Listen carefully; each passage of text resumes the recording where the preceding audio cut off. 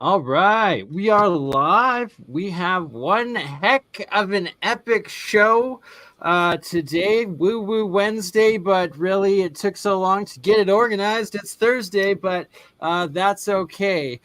We've come up with one hell of a game plan. We're traveling the whole realm, but we're starting it off with David Stig, who's been to the Eye of the Sahara twice. Supposed Atlantis. He's going back again for a third time, and I'm going to propose at the very end of the stream, maybe start a GoFundMe to try to go with him. But if let's all go. Julia Hans too, right? And Zertus, we're going to invite maybe Stellium 7 because he's in Spain, and that's where you got to go to then travel into Morocco. And that so this year, either way, Stig's going back, and even if I'm going back, baby. If we can't make it with you this year in person, we're gonna be there with you live from like uploads you do. We'll try to, well, at the very least, crowdfund this man a freaking That sounds good. Elon satellite connection that we can live stream from there. And then what the real goal is that we'll be talking about at the end is a year plan for a fourth time that will do an actual big expedition aimed to go in for a month or two and do LiDAR scans, talk with like the local tribes, investigate all sorts of ancient sites, and actually take a look at on the ground, exploring, getting more evidence of these past macro terraform structures. And it's like it's either, oh, you're absolutely crazy, how can Atlantis that sunk into the sea be in the middle of Africa? But for those that don't know, you look into Jimmy Bright Insight and all the work he's shown with extensive evidence, and even on some of the ancient maps, it literally states in the Sahara right over top of where the eye of the Richcott structure is, Atlantis. And yeah, so Look, everybody knows the Pillars of Hercules was basic direction. Oh, it was beyond the Pillars of Hercules. Yeah, it's far. It's not like it was in the Atlantic. But another thing Plato mentions is that he mentions there were diverse islands in the open sea. So which you can't have it both ways. And I've got to give some back. There's an ancient shamanistic creation story of the five sons, and that there was the master builders, then essentially there were the demigods, the legends of like Thoth, the bird head man, and all of the Egyptian all of the ancient demigods, but they were essentially half animal, half human. And then you have the legends of the Titans, and when you get into Stellium 7's work, at Roger at Mud Fossil, as well as Hangman 12 with Titan trees, that there was the third age of the Titans, which was also this Lemuria time. And then there was the fourth age, which was Atlantis, and they would have been the giants.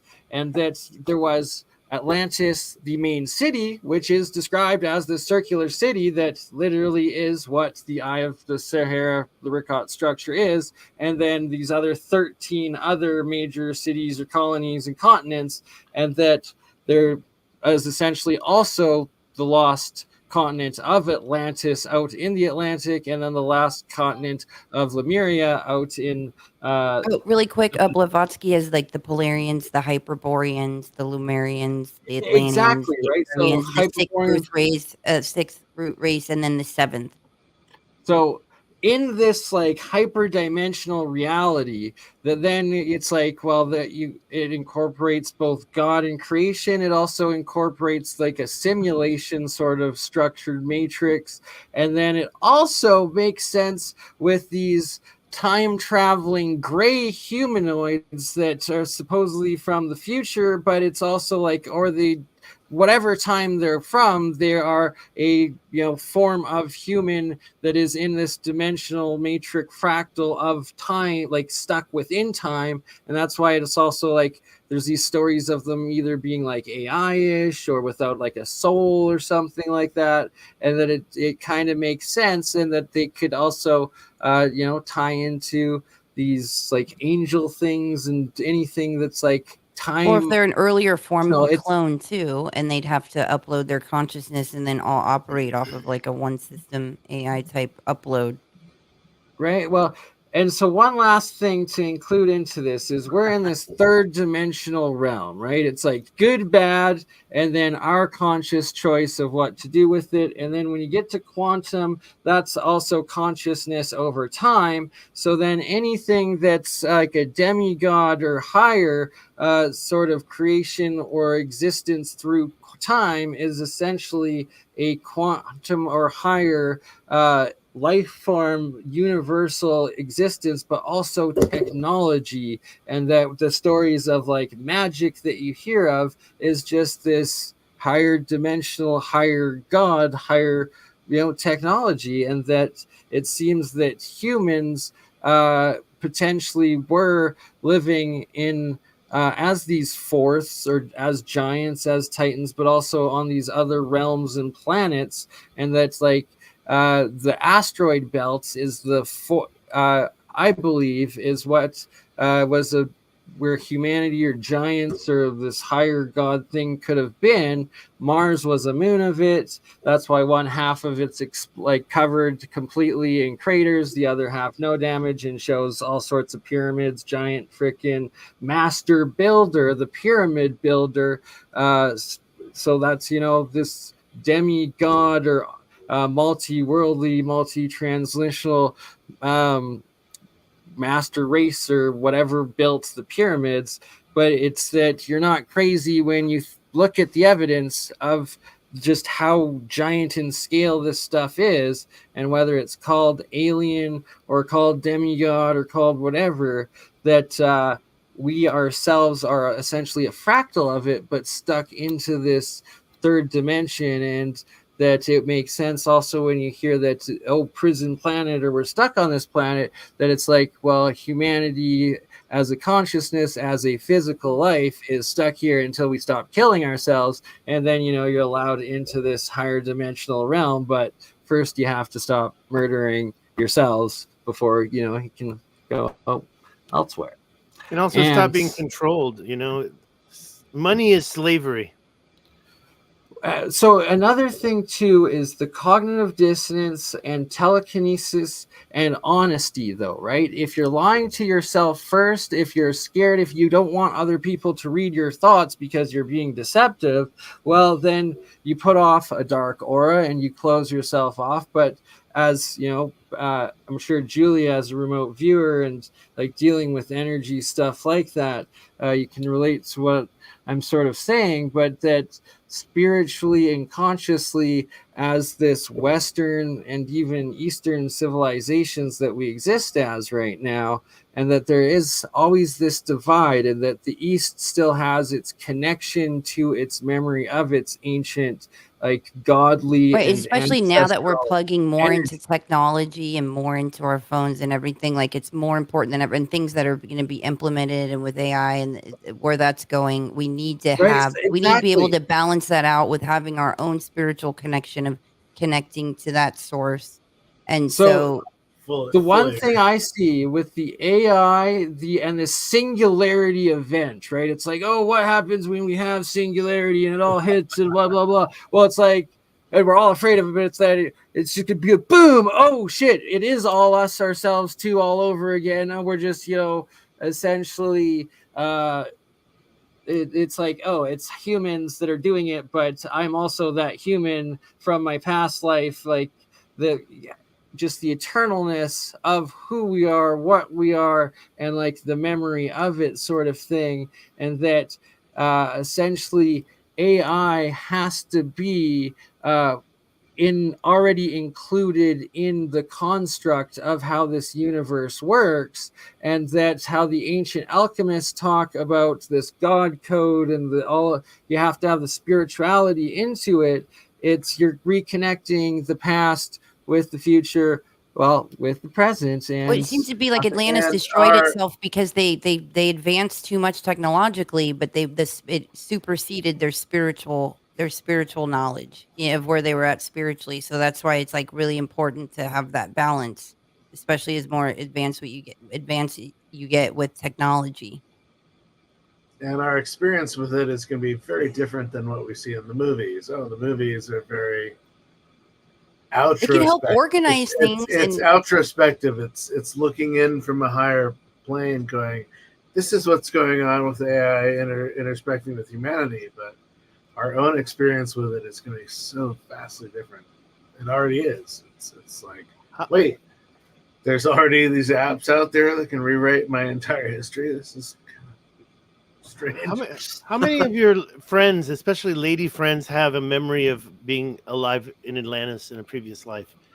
Have you had any of those, Julia? Yeah, Right. So I've had like I 3, myself- my mom and then 2 others.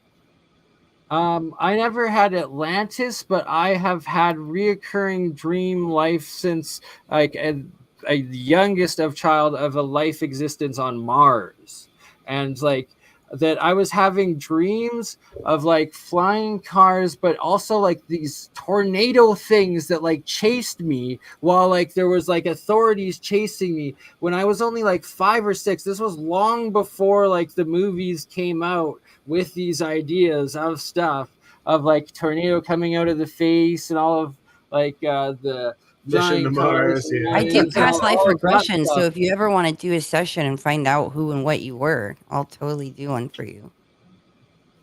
Would love it.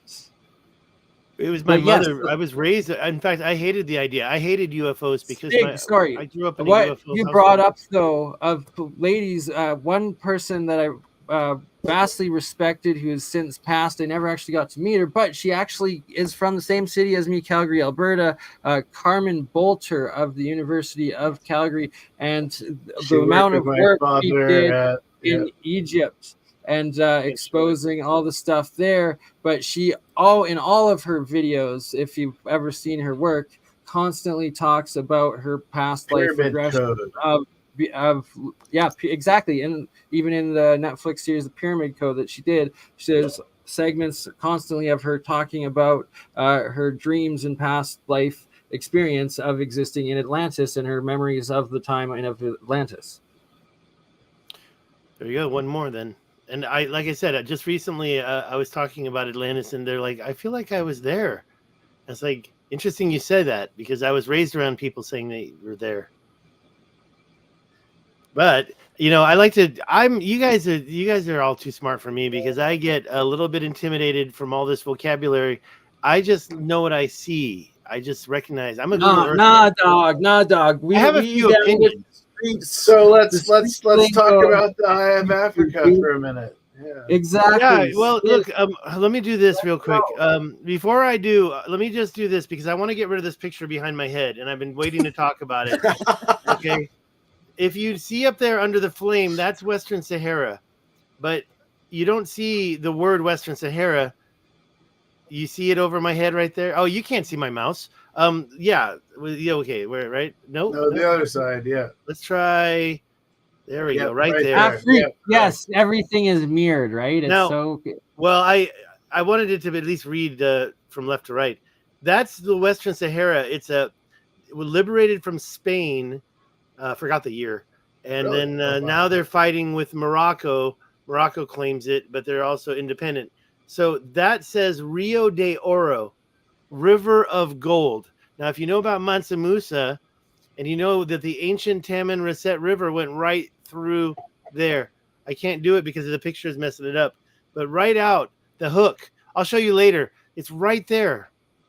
And the River of Gold, it said it right there. That's what they called it. The Spanish called it River of Gold. And so that was El Dorado in a weird way. I'll show you in another thing later that's the ancient Taman Rasset River. Let me do one more thing. I'm going to get rid of that. Whoops, not that. I don't want to stop the cam. I want to get rid of that picture because that thing's bugging me. Sorry, while you do that, comments I put up, did Pyramid Code get put on Netflix? That's a bit surprising. And it's like, you can find it. You can find it on YouTube.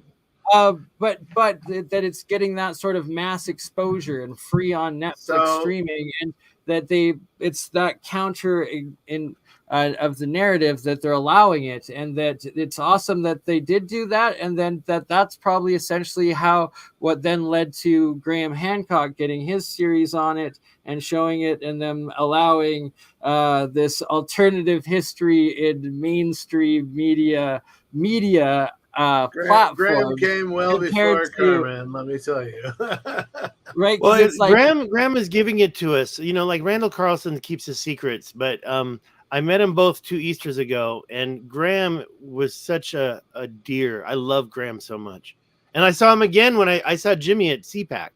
It's right near where I'm located. I went to school with Santa's children before Graham, Did so you? it's kind of Oh my God. weird that That's also Graham's children, or no, yeah. they were her children before she married him. She married him. They had other children later? Yeah. Let me give you a couple of intros because it's early in the show. First of all, in a different lifetime, I wrote 2 books. You're in Alberta, so I figured I'd let you know that the oil. I used to live in Calgary, so amazing. Yeah, right, exactly. it's amazing.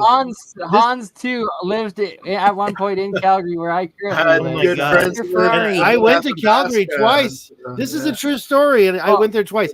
And this is the sequel. This is the first book I did. It's not porn. It's not sex tourism. I lived in Taiwan during the SARS outbreak. That's COVID-02, and I wrote a book about it. And then, like 10 years later, people. Oh, by the way, you can get these on Amazon for free. You can, if you're a Kindle subscriber, you can read them for free. Look up Gitz Ferrari. Just remember, Gitz is Stig. Stig is Gitz, and Ferrari is a cool car. So I'm trying to kind of get a product out. So if anybody's a reader, you can get them for free on Amazon. We have 2 renowned authors with us, both David Stig Hansen and Hans Dietrich. That we will go. I will post. I'll get you guys to post your right now. Actually, you should post your book links into the private chat, and I will spam them several times throughout the stream. Oh, we got Hans is there too, right? See, mine's a little bit unrelated to this topic. What is that? Dropa Legends and Lore? Dropa? Yeah, the Dropa Stones. So Hans has done, because he lived in Bhutan. I grew up in Kathmandu, Nepal for 12 years of my life, and so I can't wait to hear more about that. And the fact that he's one of like the foremost South researchers Asia, of the Dropa Afghanistan, Stones. Kashmir, Pakistan. Do you speak any of the local languages there? Yeah. That's Nepalese. So Amazing. To tie it all together for your trip back into the Sahara, and then the next year's trip following, 4th trip that we're creating as an open invitation to both the public. There'll be a set price that basically it'll be double the price of the cost of material of getting everything together to get your own tents to come on the either. Well, it'll either be 2-week or a month expedition that we do to the Eye of the Sahara in a year and a half from now, and we'll try to get Jimmy Bright Insight. We'll try to get Zertis. We'll try to get Sam Izmanovich. We will try to get Wanderwolf, I'm sure. Invite Randall Carlson. We'll invite to absolutely everybody. Brian Forrester told me he won't go. He said, "I'm not going." I might ask him, Brian again if you're friends with him. You know him, Hans. Ask him. I know He's my Facebook friend. I chat with him occasionally, but he's particular in what he wants to do for sure. Right. And rightfully so and stuff, because there's certain levels of danger, and they have their own perfections and risk in their own fields and where they are, and that we'll start it out for this next year. We got to introduce you to Stellium if you're going to Spain, and we'll see. Maybe we'll get. I am proud to announce that I bought a ticket to Spain today, $304 one way. Yeah. So we're gonna have to get Zertis on this as well, and maybe I might change it around, but late January, early February. I'll be in Spain going into Morocco. I'm going to there so I can be near the Rock of Gibraltar and cross over to Morocco and try to look at the Pillars of Hercules from both sides. So And I'm let's gonna segue into your experience in the eye of the storm. So did you come in So from Rongorongo? let's get up and show it if you want to bring up What are we Google doing? Earth. Yeah, sure. But Can I ask bring up- everybody to subscribe to my channel at this time? What am I yeah, doing? so yeah, At before we do Stig. that, both of At you, Stig. Stig, Julia, and Hans, please post both of your YouTube links as well as your book links in the private chat, so then I can start spamming them in the live chat for everyone, and then I'll also copy paste them into this description links for viewers that watch this afterwards. It will also be edited into the description links, because everyone's work here is absolutely next level and amazing, including Julia and what you're doing, and that what I want to create or put forward is a GoFundMe to get myself, and we'll talk to Zerdis and see if maybe we can do Julia, myself, Zerdis, and Brittany to go with Stigs to Spain in the spring at the very least to see Stellium, and depending if the GoFundMe is good enough, join you all the way. But either way, we will join you and get you the first goal of the GoFundMe will get you a satellite phone with Starlink from Elon, so that we'll have you in this upcoming March on your third trip back to I have the a satellite phone, but I need to get a new battery for it. Please subscribe, youtube.com/@Stig.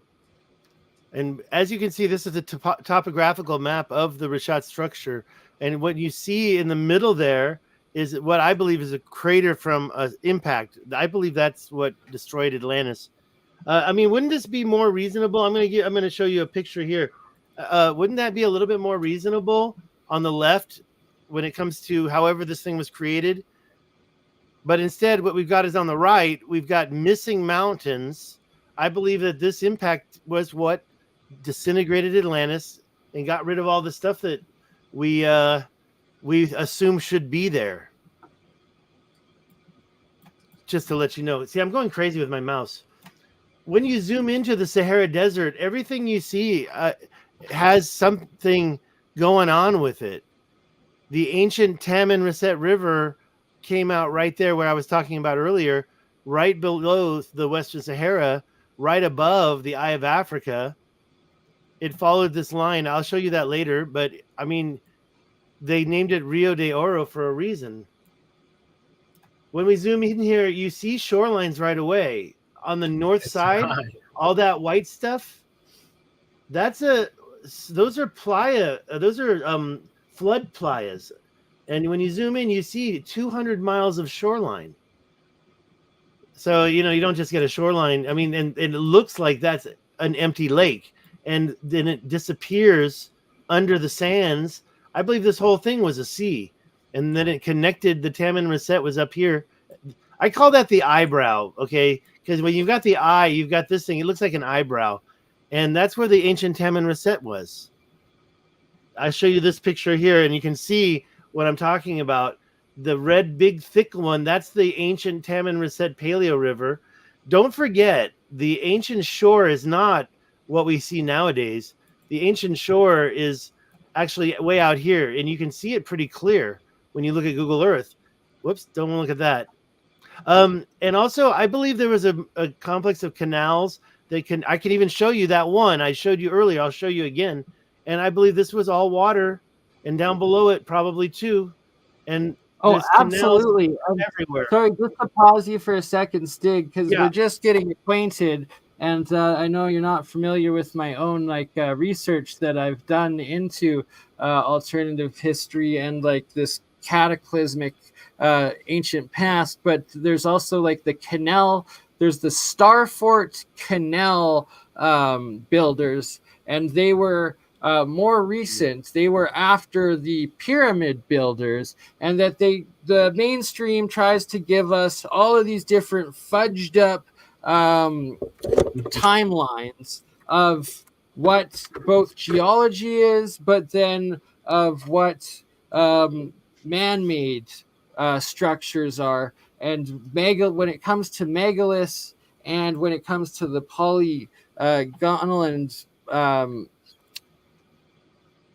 can't think of the word. I like to say polygonal. Geopolymer builders. Diagonal, yeah, exactly. Yeah, so those were on the either at the minimum Atlantean, but even probably the big pyramid builders, the ones that are mountain size, like the Bosnian pyramids, like the Tum Tum Mountains, like the Alaskan and Antarctic ones, like the ones that terraformed the geoglyphs as well of the Medicine Hat Badlands or the Yonaguni structure, right? It's pre-Ice Age, and that the fossil record and the biology record tells us that we had mammals such as beavers, such as woolly mammoths, saber-toothed tigers, mastodons, but there was giant beavers, there was giant sloths, there was literally giant everything. Everything was a giant.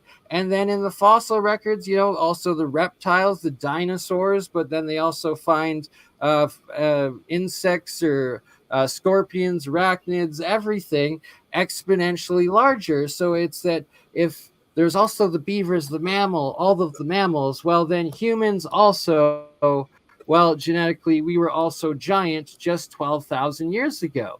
And that when you take that because we were closer to a magnetic source. Just curious. This is the Saturn mystery right here. Exactly. You're language, man. So another thing with Graham Hancock, and what I love is what he deemed a species with amnesia, and that we've tricked ourselves into believing like just the complete opposite of reality, and that so many cognitive dissonances, and then lost any touch of what our true history was. And then thus why it's like, 12,000 years ago we were dumb, but we were just hunter-gatherers, and Right. then it doesn't make sense in the genetic code and the genomes, though, because they either state things as Neanderthals or as these Devonians, but there's problems when it come up to them, because the Devonians, their tooth size are 3 times the size of a Homo sapien humans, and then also the most, I believe, the genetics of the Neanderthals. Well, it seems it's the same genetics as the elongated skull folks as well. So another species that nobody wants to. Everybody thinks in my circle, they think that was like they did the band to create. I'm like, no. That was there may have been one tribe that did that where they stretched their heads out, emanating the gods. Right, yeah. And so no, this was a species that used to exist. It's right there in front of us, and nobody wants to admit it. You can't elongate your inner capacity by 1.5. No, you can't add. It's not. You can't turn into and Homer you Simpson can't have a overnight. child in womb that has the same elongated skull, which they found now. Right. There's Exactly. 3 or 4. They're disrespecting that species so much. There was one video I saw where they had the skulls, the skeletons, including skulls in a cave somewhere. This is kind of a mystery video. I asked Brian Forrester, and I said, "Is that real?" Continue with what you're saying, but can you also bring up again the Google Earth and start looking at the eye of the Sahara? No, I was just saying. Brian Forrester said these skeletons in a cave were real. Really? Yeah. Well, there was a video that was totally disrespecting these skeletons, picking them up and handling them, and I just felt it was disrespectful, and I was shocked, and I was bugging Brian. Sadly, there's a lot of that goes on in Peru. It is, yeah. Okay, so Rio de Oro, the Western Sahara, actually includes part of the ancient Tamanrasset River. So this was the River of Gold. I don't have it here, but there's a lot of canals right in that southern part of the Western Sahara. All these red lines, in my opinion, are canal-like. So I found a bunch of rock cut-throughs. Okay, yeah. So to give context of my own research in around Canada, right where I live. Where is the eye on this map? Sorry, it's right there. Oh, everything has canals, and that the pyramid builders, the were also canal builders, and that they were like this master builder. They were essentially giants or titans building this macro scaled stuff, and they not only were most likely giant humans that were intelligent, they probably also had giant technology, and that you have to take that sort of context into when you're looking at the overall macro geology and geography of the world. And so that's the 33rd degree north parallel. You have Tripoli. I call that the Cairo. ancient the ancient equator, right? Baghdad. Yeah. But here the thing is that what I was just trying to point out was actually along this line we have another Richat structure. That line that I put right here, that's on that ancient equator right there. And this thing that I showed you earlier before we started, yeah, and what? It's right there on that same line. It's weird. It is a star fort. I think I have it right here. It's weird. I mean, I don't even really. Is it convex or is it oblique? That's the question. Oh yeah. By the way, I saw somebody in the chat earlier say that the Richat structure was a tree trunk. The Richat structure is a bowl shape. It's convex. Well, so here's the thing, though. I got to give context, and that's along the Stellium 7 research and also the Hangman 12 research, and that we have to, in our own context, realize that that at one point there was this master builder race as well that that were demigods or whatever they were, and there was this time of titanology, so that it's like a lot of things that could be claimed as asteroid impacts or as tree trunks or leftover stuff of biology or biogeology. It's also Titan. It would be Titan biogeology remains. It could be the base of it, but that you have to take that in the context of that was either something like these Nibirian Nephilim, giant demigod things from other stars, planets, whatever the hell thing that seeded us at the beginning or something, and kind of Minecraft this realm or this world that we're on, or had the Titan life after it, and then the giant life after it, and then now there's us essentially of it, and that could be several. Well, you would have had the Titans, the giants, the Atlanteans, all working on it, and then 12,000 years of humans now working on it. Whatever. This circle right here is the same as our equator. You could just take that circle and move it over right on top of the equator, and you can see the equator right about there. And that's the same size. I don't have that handy, but it's the same size. Now I know this is not a flat Earth map. It's got the North and the South Pole. It's called on the bottom equal azimuthal projection. It just shows two poles. But what I think is important is, like you were saying just a moment ago, Hans, you mentioned that this probably an ancient equator. Like you were saying just now when you were mentioning all these titans, and they were probably the ones that developed this line before there was an axis shift. I mean, you've got Alaska. That's the pole right there. That would have been the North Pole. But that could have happened 1 million years ago, and then they just kept building off of it. Bingo. This is that same line. I was gonna say zoom back into that quadrant on the left, real quick. This one or the previous, the not flat Earth map. This one? No, the other one. Are you looking up the sun alignment? Yeah, correct. No, that one was basically a bunch of ancient monuments. I just wanted to show the audience the striation effect coming in from the Atlantic Ocean way up. You're talking about these? Yeah, into the inland, and it's just like, what is? Yeah, I mean, look at this ancient shoreline right here as well. Don't you think the ancients would have figured out a way to take salt water and make it like structured water? That's water moving. That's water moving over this area at a massive rate. Yeah, and think that this was a lot. Okay, they say that the Sahara has been green 2 times since the Younger Dryas event. Interesting. Yeah, All right. right.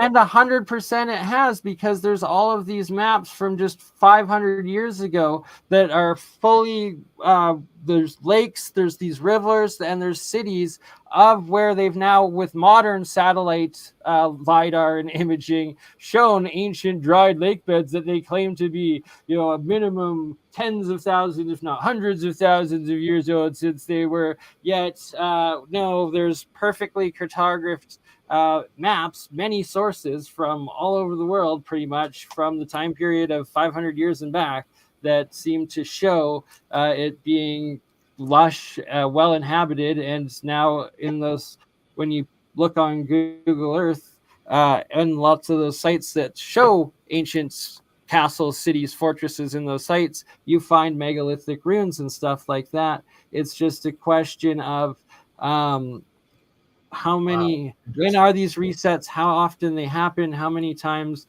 it's happened in the last 12,000 years. Go back to the restart structure compared to the giants and titans before. Wow. So, the first reason I went there was because of Jimmy pointing out the castle. There's the castle right there. I went there first trip just to see what it was, but I was kind of heartbroken because it really is just a more modern.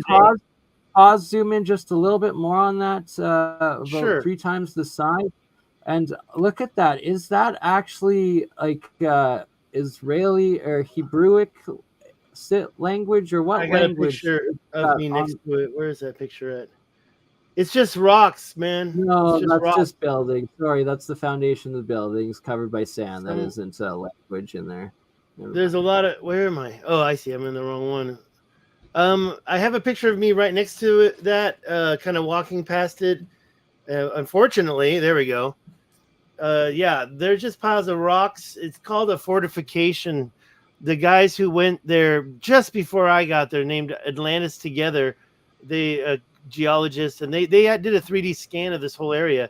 And these are just basically, it's a military training fortification.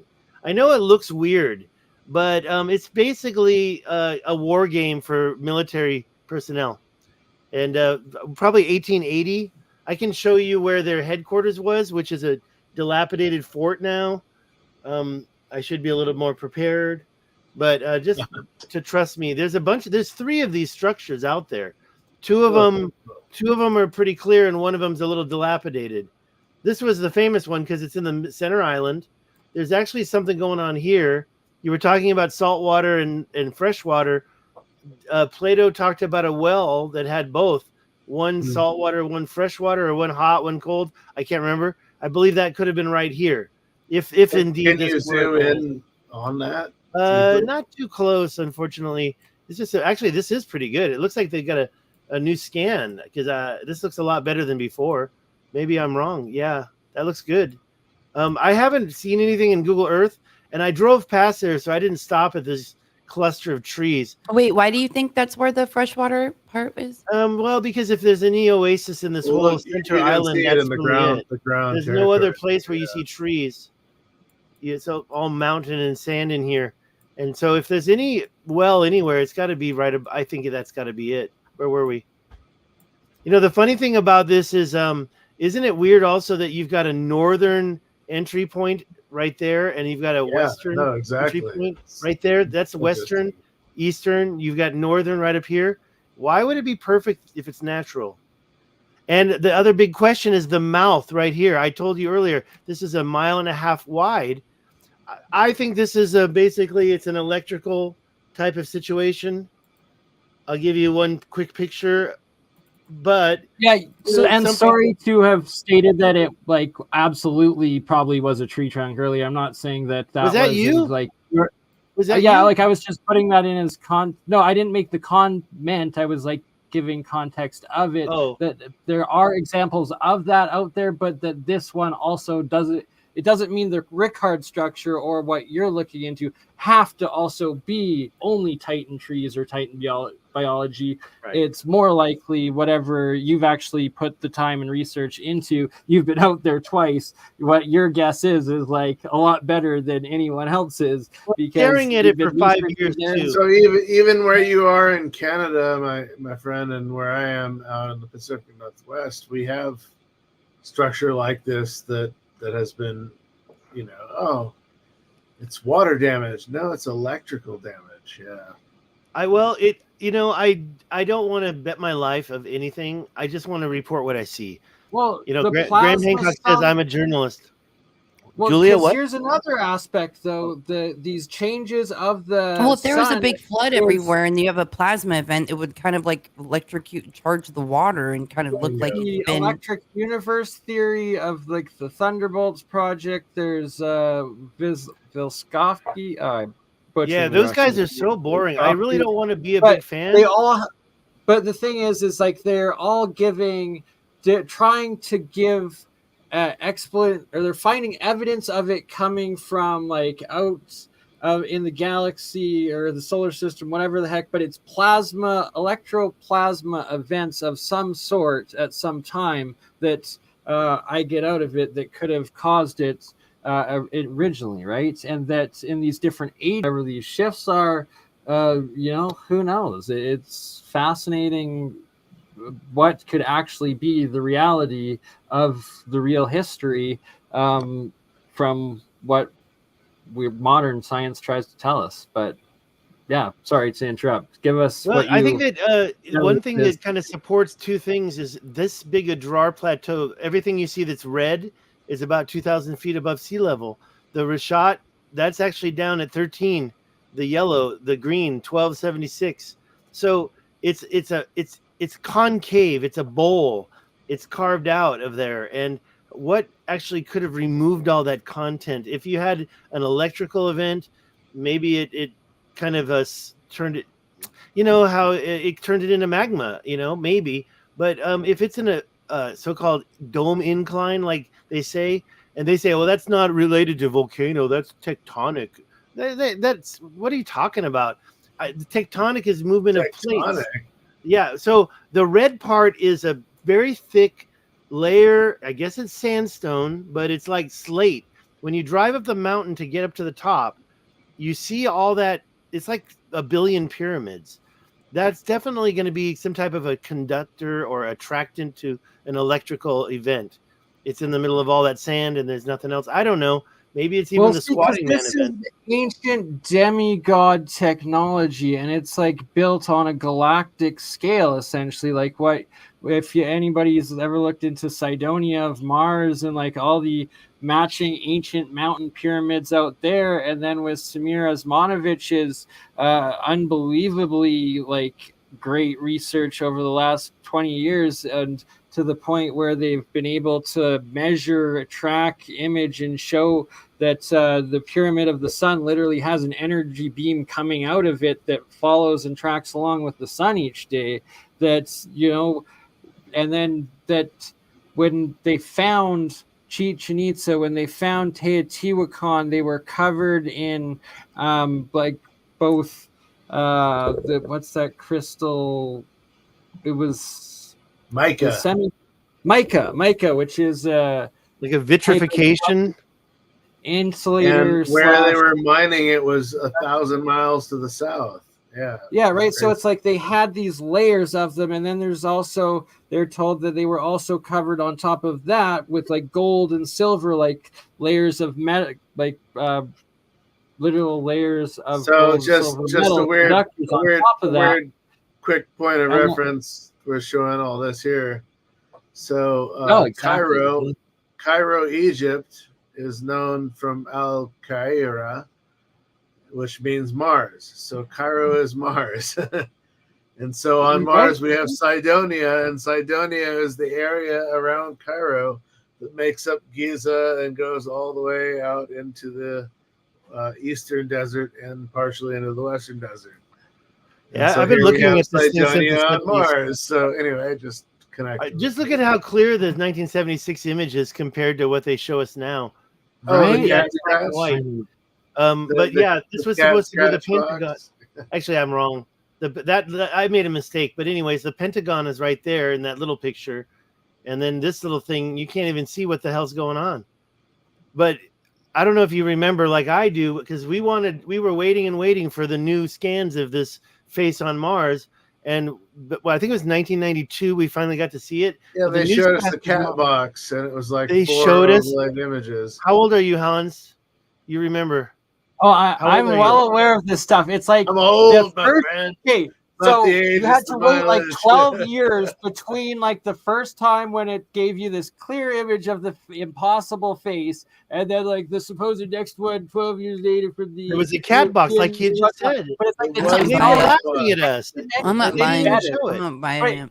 Here's the thing: the technology was exponentially better by a decade, yet the image quality they gave and delivered was exponentially degraded by 2 to 3 like levels of Right. technology. And they did lower. it It was like they were intentionally. blatantly lying to us, and you know how it is when you hear all Devon the Island. Devon Island. Which one They island? did it Which one? intentionally. Yeah. Devon Island. Like, and that's where it's like they go and practice. Like NASA's like, oh, we just send our rovers there at Devon Island, but people have found up in the no, what they Arctic, tell us yeah. is Mars. What they tell us is Mars is actually Devon Island, Canada. Oh, And- really? Yeah, but then they So- admit that they admit So that they here's go the thing there and with they Devon train there, Island. but they won't admit that that's what Yeah, they're they claiming. distract you with some things that are true, some things that are not true. Yeah, so Devon Island is the largest uninhabited island in the world, and it's in the largest northernmost island of Canada, and it is also where NASA officially does its like rover if you look at testing, side-by-side like, pictures development of- testing. But Where and then where the is very it? Where's last Devon part, Island? up It's It's way the way north- up in the north, yeah, way way north. up in the the Nordic. giant one at the most north of Canada, and that it also I've done an Yeah, episode exactly. with shout out to Shem Jacobs, who was on here earlier, but we took too long to get going. He had to leave. But with him and Elkman, where the Elkman showed an ancient map of an area of Devon Island called Pyramid Bay, and then live on this episode, I looked up some images, and boom, there's several mountain pyramids on Devon Island. And that the whole bay areas and canals, there's giant terraformed canals and pyramids all throughout this area of Devon Island, literally Canada's most Remember, a pyramid. But there's some doesn't people that have done some necessarily mean pretty it has big to be research. Coming to a pinnacle. All the pyramids in South America don't come to pinnacles.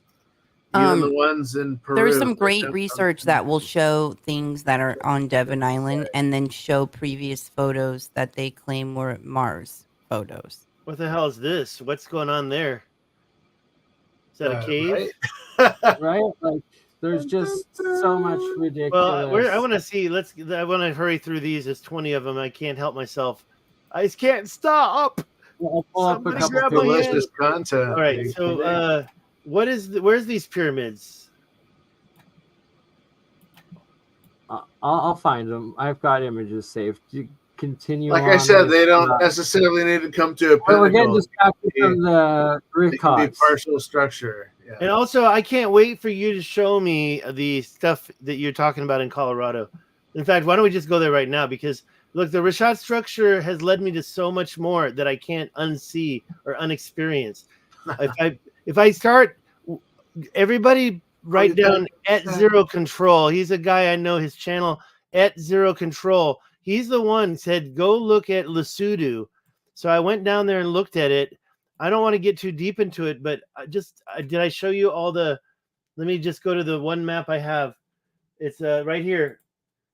Show on map. So if you look, all those little yellow lines, one of them is even 100 miles long. These are the volcanic dikes that I've traced. These. Let me just show you the one I know I showed you last time, but it's really one of my favorites right here. And you see all these different angles. I got to get rid of this to show you. But look at all those different angles in the ground. And this is, I believe it has to do with ancient mining. They were megalithically terraforming the Earth. I mean, you don't have triangles like that. Okay, and it got me really passionate. You got me really passionate. Wow. Some of these go Where on is for this? 40 kilometers. It's near South Africa in Lesotho. And God, yeah. We this gotta is get goes Michael on. Like down I said, let me there. put the lines back on so you can see how extensive this is. This is the great escarpment right here. I think it implies that something got washed away because the lines just seem to stop. And then why is Lesotho so visible? I think, and those channels I showed you before we started the show are all right here. They're all leading up into the mountain. This is if you look at the terraforming, the topographical map of this area. Plato mentioned a big old massive canal system in Atlantis. Okay, I'm not down there yet. Here we are. There's canal systems everywhere, though. Well, what about the Kalahari canal systems? Sorry, I didn't mean to do that. Just kind of weird that Lesotho sticks out on top of this great escarpment. Did they pile debris on top of that? I'm talking about something big, massive. Like I said, there's a lot of lines going into that area. All those yellow lines right there. The Kalahari canals, we talked about it last time. It's right up here. You can see them. You can see these straight lines. It's 250,000 square miles of these straight lines. They're all about a mile wide. And it's like an ancient system that maybe that's what Plato was writing about. I mean, I don't doubt it at all. We should actually. I'll let you continue going. I'll at least an hour worth of stuff you got to how we cover. see these straight lines. That must have been okay. Look, I'm not a geologist, but I don't think any geologist can say what caused this big, massive complex of straight lines in the middle of Africa. And their canals. Had to be master builder, demigod, technology. I agree. Poseidon level shit. Like exactly. Father Nature, but with intelligent design. Yeah. I have a better picture of that. What about like a terraforming type thing, like an agriculture? Here's an example of where some flood took it out right there. That escarpment, probably combination of both.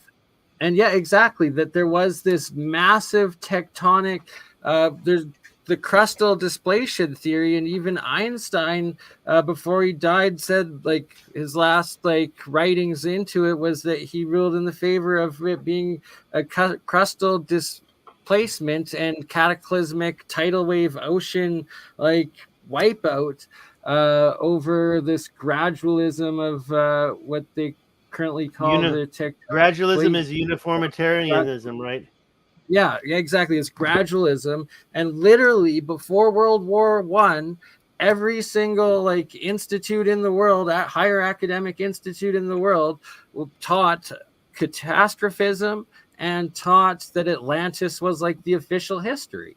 And when you read these older writings, everybody's, they compare to the grandeur, lost ancient god and demigod building and technology and all of this, the ruins that they walk amongst and that they're belittled by, right? That we're just nothing in comparison to it, as opposed to today's enforced YOLO Western, we're the best that's ever been mindset. That's the exact opposite of what the evidence seems to present. Look, I'll show a couple more things around here, and then we can get over to Colorado, because I think what you said, this terraforming project here is in the lips of who I call the Englishman. Down below him, if you go straight down below this face, I showed you these straight lines in these mountains down here. I mean, you just get these weird. I don't think these are even really volcanic dikes anymore, because some of them look like they're just poopy mountains. But where was it? I got a little lost. But I'm telling you, they were building mountains with this overburden dumping. And I can take you back to Mali and show you what I showed you. It's called Telebit. Before we do, we'll go back into his lips. I'm telling you, they were terraforming this whole area. This is just one project, and it's not just that line. You see this here, but you also see. Let me just zoom in out so you know where we're talking about. Looks like a face. That's the nose. That's the chin. These are the lips. It's called Tibesti Mountains, and this type of project, it's got several different time events, but you can see that they did something to the ground. I mean, it's like they melted it or something. So when you look at the Canyonlands in Utah or the Colorado River and you say that was natural, well, somebody had the power to really terraform this planet. And I don't know what happened here, but it goes all up into the mountains. You start to notice that even up in this mountain here, you start to see the lines are these 90-degree cuts, 45-degree angles, 90 degrees. It's like somebody was working this whole thing. And there's several projects. Over here, you see more of these, I think you could call these volcanic dikes. That's what a geologist would call them, these lines. But which came first, that or the terraformed stuff underneath it that you can see like right here? Like which was first? I kind of feel like maybe these lines came second. Like somebody said, we need to control this water. So they're like, they don't want to make a proper dam. So they just put debris in a nice straight line. And if you don't believe me, I'm going to show you one more thing and then I'll shut my mouth for a bit. But let's go back out. You can see this is Chad. I'm sorry, that's Niger. Sorry, Niger. And I think all those are fake. But over here, the area in Mali has this thing called telebit. I think this is the smoking gun. I think this is a smoking gun because you literally see 100 lines side by side here. And you get the occasional one going across the top like that. You get the cross hatching. Look at this one. If you get in there, they're 60 feet wide. And you can see pictures of this by clicking on the layers and going to photos. Unfortunately, there's none right here, but down south a little bit, we start to see some photos. And you can see what these mountains look like. They're just basically piles of rocks. And it looks like, I bet you if you dug underneath there, you'd find sand again. Like literally, this is so massive and so large. I know I sound crazy even talking about it. I told you I wrote these 2 books, but I'm going to write another book called The Mountain Builders. I'm going to put all this in the same book, The Mountain Builders. And there's different projects, different layers. This one right here is like they just dumped rocks. But in Colorado, they were creating volcanic dikes. Somehow they've got technology that created these big walls. I can get into that later. So Mali, yeah, you get in and take a look at the photographs of these areas, and you just see piles of rocks. These so-called straight line mountains. It'll go back in one more time. There's a circular dike here. Telebit is here. I like the one. That's the one I just showed you. These straight lines. I mean, they were building mountains out of their debris, out of the overburden dumping. Remember, Mansa Musa inherited the gold. Who did all the mining? Look at this part right here. It looks like total cross hatching. Like you can see the things going left and right, but you can also see them going up and down. It's just, to me, it's the big smoking gun that proves that could be 1 million years old. I don't know. It doesn't look 1 million years old because we know the Sahara was green twice in the last 15,000 years. So I don't know. I mean, I just know that somebody was working this planet. Oh, yeah, it gets crazier and crazier up here in the Algeria, Libya. But I promised I'd shut up for a second. So, no, keep going. Okay, I'm going to zoom into Planetary Valley, Libya. I've shown this a lot. So a lot of people may have seen me show Planetary Valley. When you zoom in here, have you ever been in a machine shop where they're welding metal and you get those spherals all over the floor? I think that's what we're looking at here. I'm going to turn it this way because I feel like we're in the those are actually EVOs, exotic vacuum objects. Have you ever looked into like mineral rights, like of like what's rich over there, the uranium deposit? Like, do you ever look into what the resources are in that area? Gold, iron, in Mauritania, iron. I think that there's all sorts of metals. These are called concretions. But the ones in Peru this is a lake. I don't know where the hell that lake is. I didn't see any lake. And it's missing the good one. Where the hell is that good one at? Hold on, I got it right here. It's right here. This one was in somebody's. Somebody had posted a photo in there. I mean, that's almost like a perfect sphere in my position, my opinion. That's Sorry. there. It's supposed to be. I could be wrong. It could be. I don't have evidence. I didn't see it personally. Okay.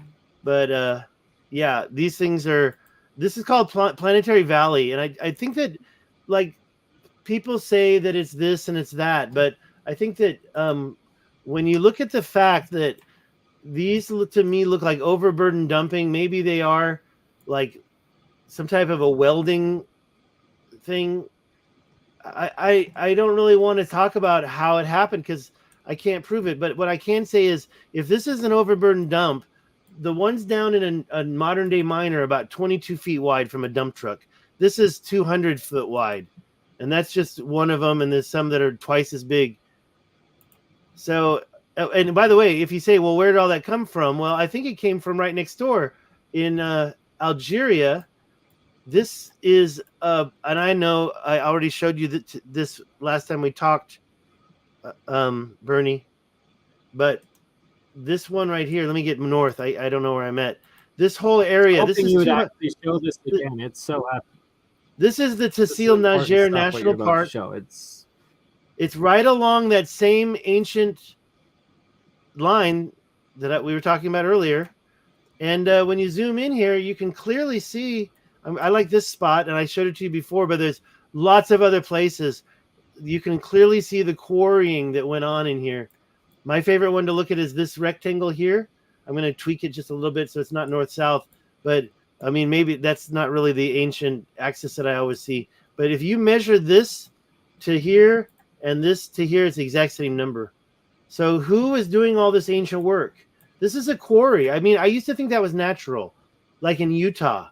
But honestly, when you take a look at it, you can see the... it's in Utah, but Utah ain't natural either. That's the thing. Well, I believe Utah is the same thing. It's along the Colorado River. I'm talking about the Canyonlands, and you see something a little similar called the Needles, but it looks like it was a big mining project.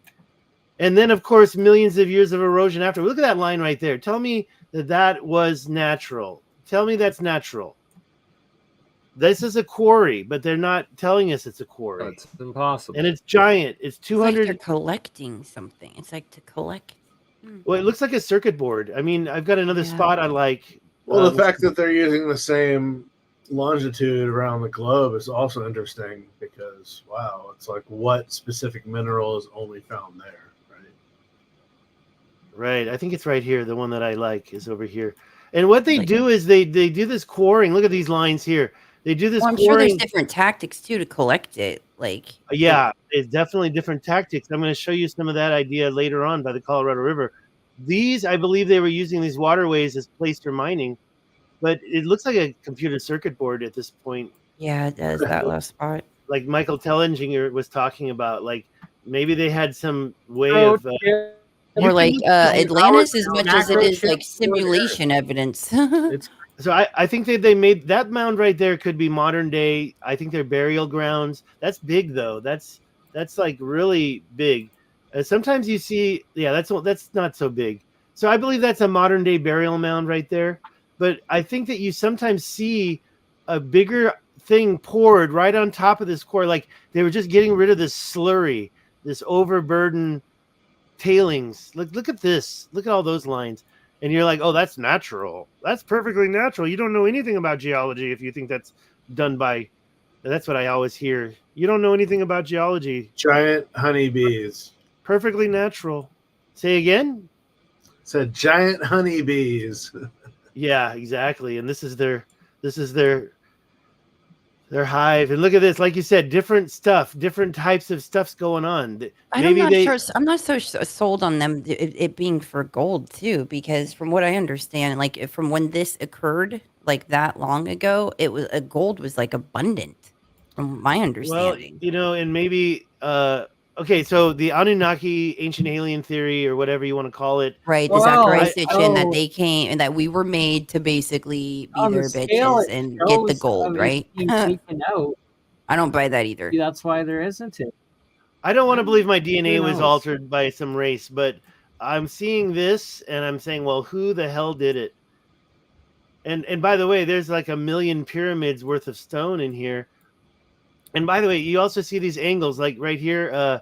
I was just focused in and I backed out, but you see these angles right here, and it's like, is that angle the same as this angle right here? Why is that these geometric shapes showing up? I want to just kind of zoom over to some other place I know and back it up with, I believe there's a lot of this quarrying going on. I showed you the one by the Rashat structure, which is right here.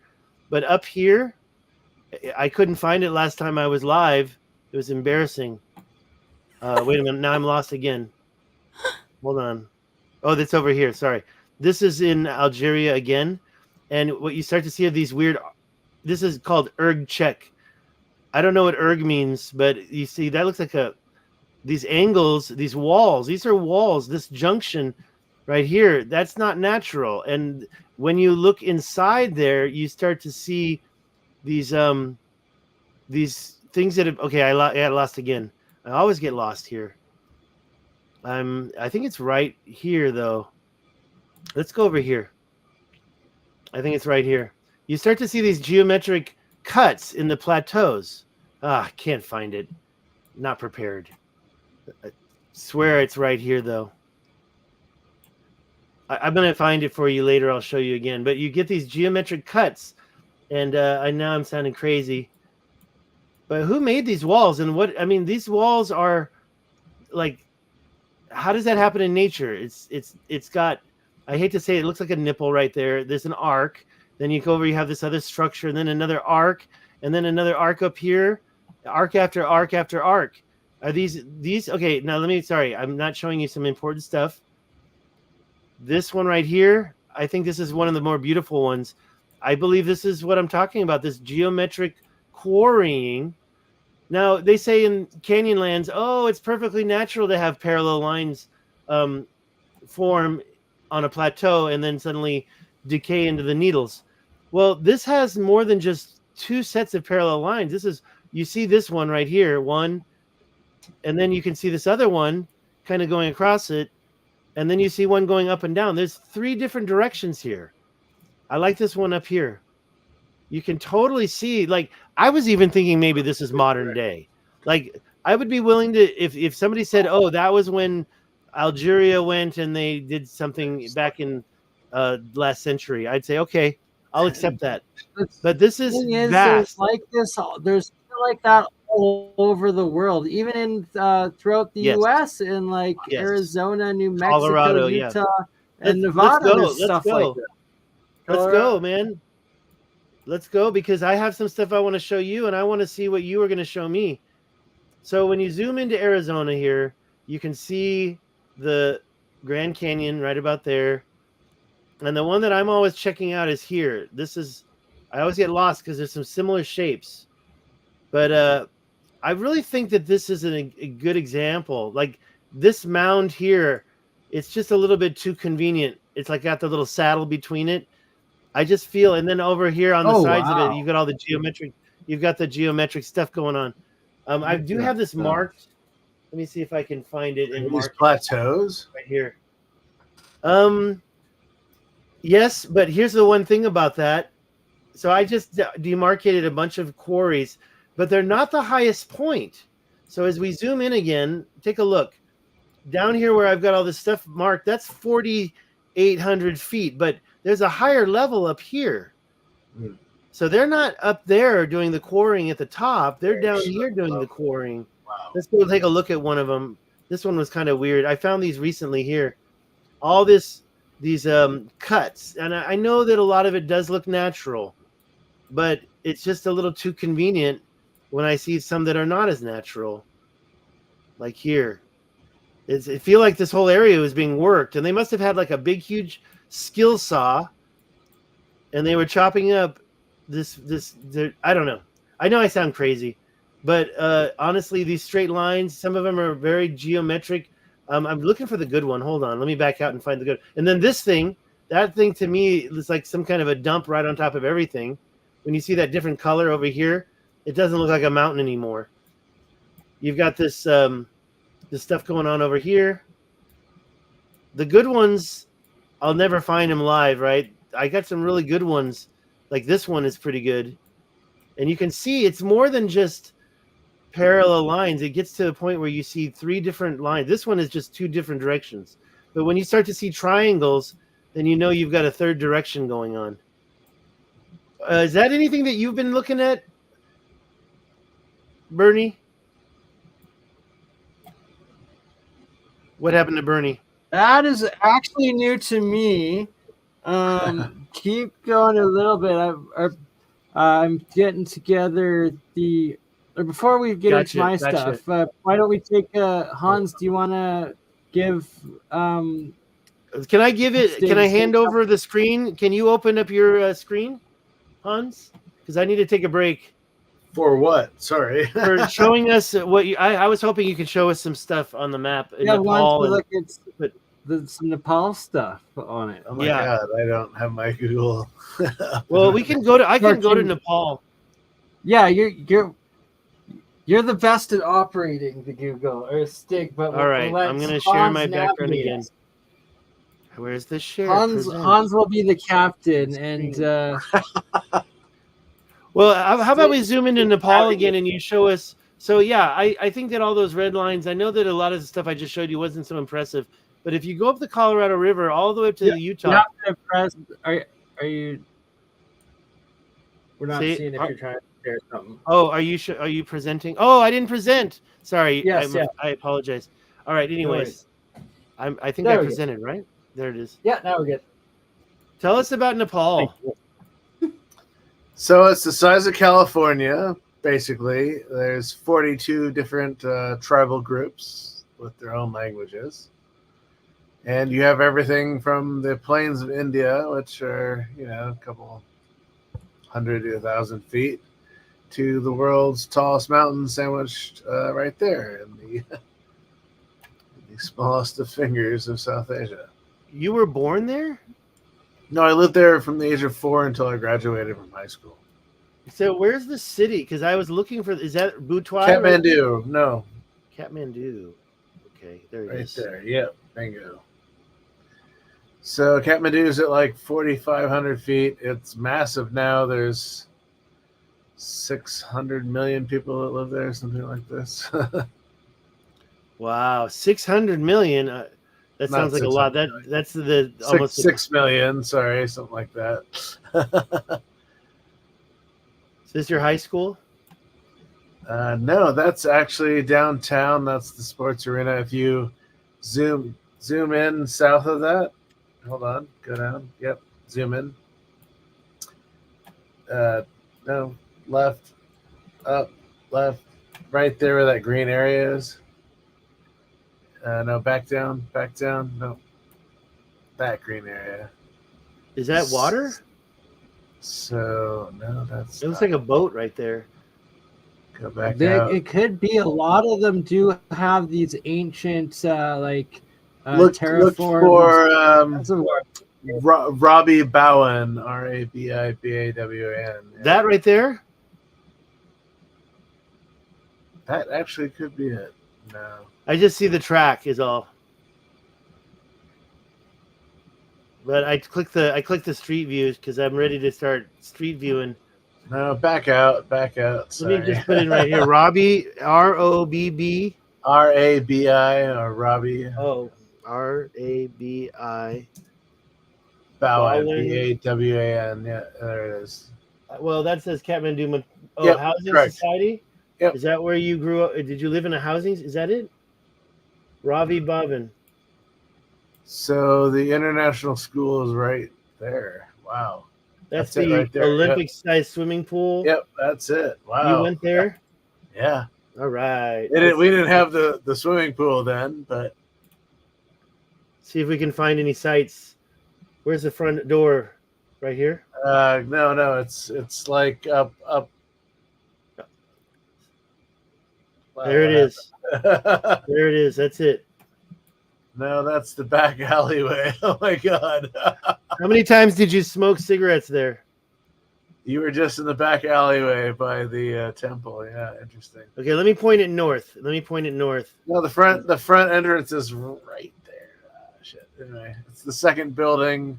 It's in between the first and the second building from the swimming pool. Oh, right there, right here. Yeah. Yep. Oh, so that's the right there. Okay, so this is. It doesn't show the front door. No, of course it wouldn't. So you walk down. Go up the street. Yeah, that's the alleyway that goes behind it. So unfortunately, it's not letting me go up that way. I can't go that way. I can go down this way. Wow. Well, maybe not. Let's try it. So that alleyway is, yeah. So you know this.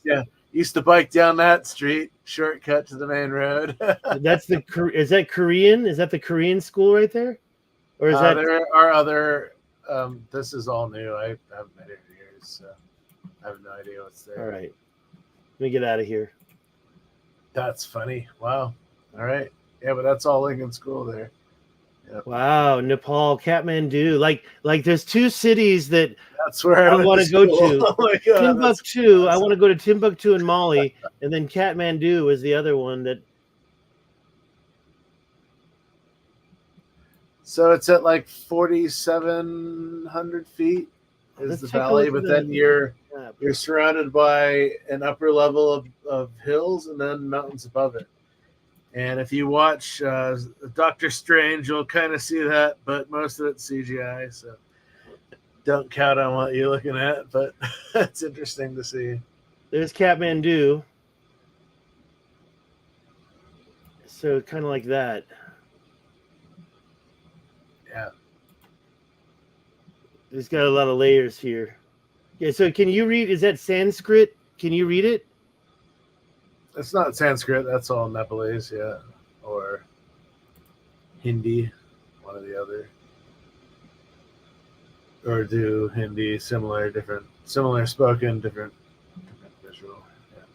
Oh, there. See, sometimes when you grab it after you choose a layer in this topography, you grab it and then it reveals all the stuff. Province. Oh goodness, that's hilarious. Wow. The look at that. Look at that number right there. Anything that's white is like 28,000 feet. Oh, you're literally the width of California. You have every trophic level you could imagine going to the highest mountain. All the way down. Yeah, look at that. In Nepal. So, and 42 different cultural groups. So Pokhara is a lake that was formed very quickly. The mountains collapsed and broke apart and formed this lake called Feywatal. There's cave systems all over it. Pokhara, where you are. Yeah. There it is. At least I saw that word you just said. Yeah. Feywatal. Right there. Feywatal. And then it drains out into Devi's cave. Devi was a tourist who drowned. She got swept into the cave system. What? There's caves that go under the lake, and they don't open the system very often, but they will. And my friends and I on spring break went down there and paid a bunch of guides to take us all the way up underneath. So you're looking up at the waterfall that comes down from Feywatal, Davies Falls, they call it. I can't find it right now. Where's that lake at? There's Kathmandu. So there's a river. Yep, keep going to the keep going west west. Yeah, keep going west. You'll find it. I don't know. I think I got lost. Go up. No, you got it. I had it. Yeah, go up. It's right in that area. Yeah.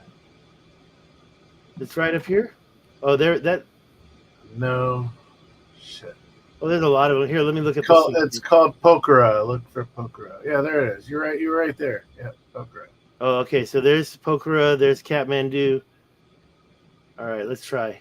So that's by crow flies like 200 kilometers, 300 kilometers. It's the distance from Portland to Seattle, but it's a 9-hour drive. Well, yeah, and I once, so California, the size of California, it's got to be even longer to go across. I mean, I don't see any roads. Like, you must have like the smallest roads, and they're one lane, and you're passing these Tata semi trucks that often fall over, or it's kind of crazy, man. It's one of the most, as you can see, insane terrains you'll ever see in your life. Because the Indian plateau is pushing up into the Himalayas like daily.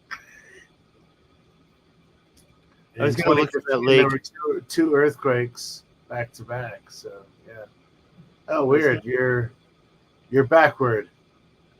Flip it the other way around. I'm backwards. No wonder. Yeah. No wonder I couldn't find it. There we why go. I couldn't find it. Now the lake is going to be okay. So, better, yeah. So that line, the lake is like right here. There it is. See? And now I found it. Bingo. Sheesh. Yeah. Don't. So toward the bottom of the lake, if you go down here, is Devi's Falls. Yeah, there's Fewa Dam. Keep going down. Yeah. The river. It ends up at Devi's Falls. Eventually. Looks like it's a power. Do they create power there? Is that a power? Yeah, they do now. Yeah, correct. That's why they opened the dam. But there's a cave system that's all underneath that. I mean, that's a deep, deep crevasse right there. So the legend is, obviously, the mountain collapsed into a body of water and created this deep water lake. And there's caves underneath the whole thing. It's crazy.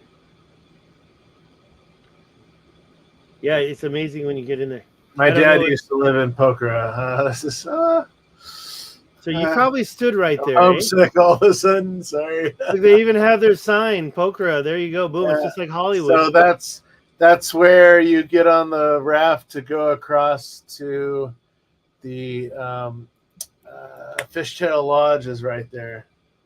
So you're on a pole raft that they take you across. That's the Fishtail Lodge right there. Oh, this is. You remember this? You're killing me here, dude.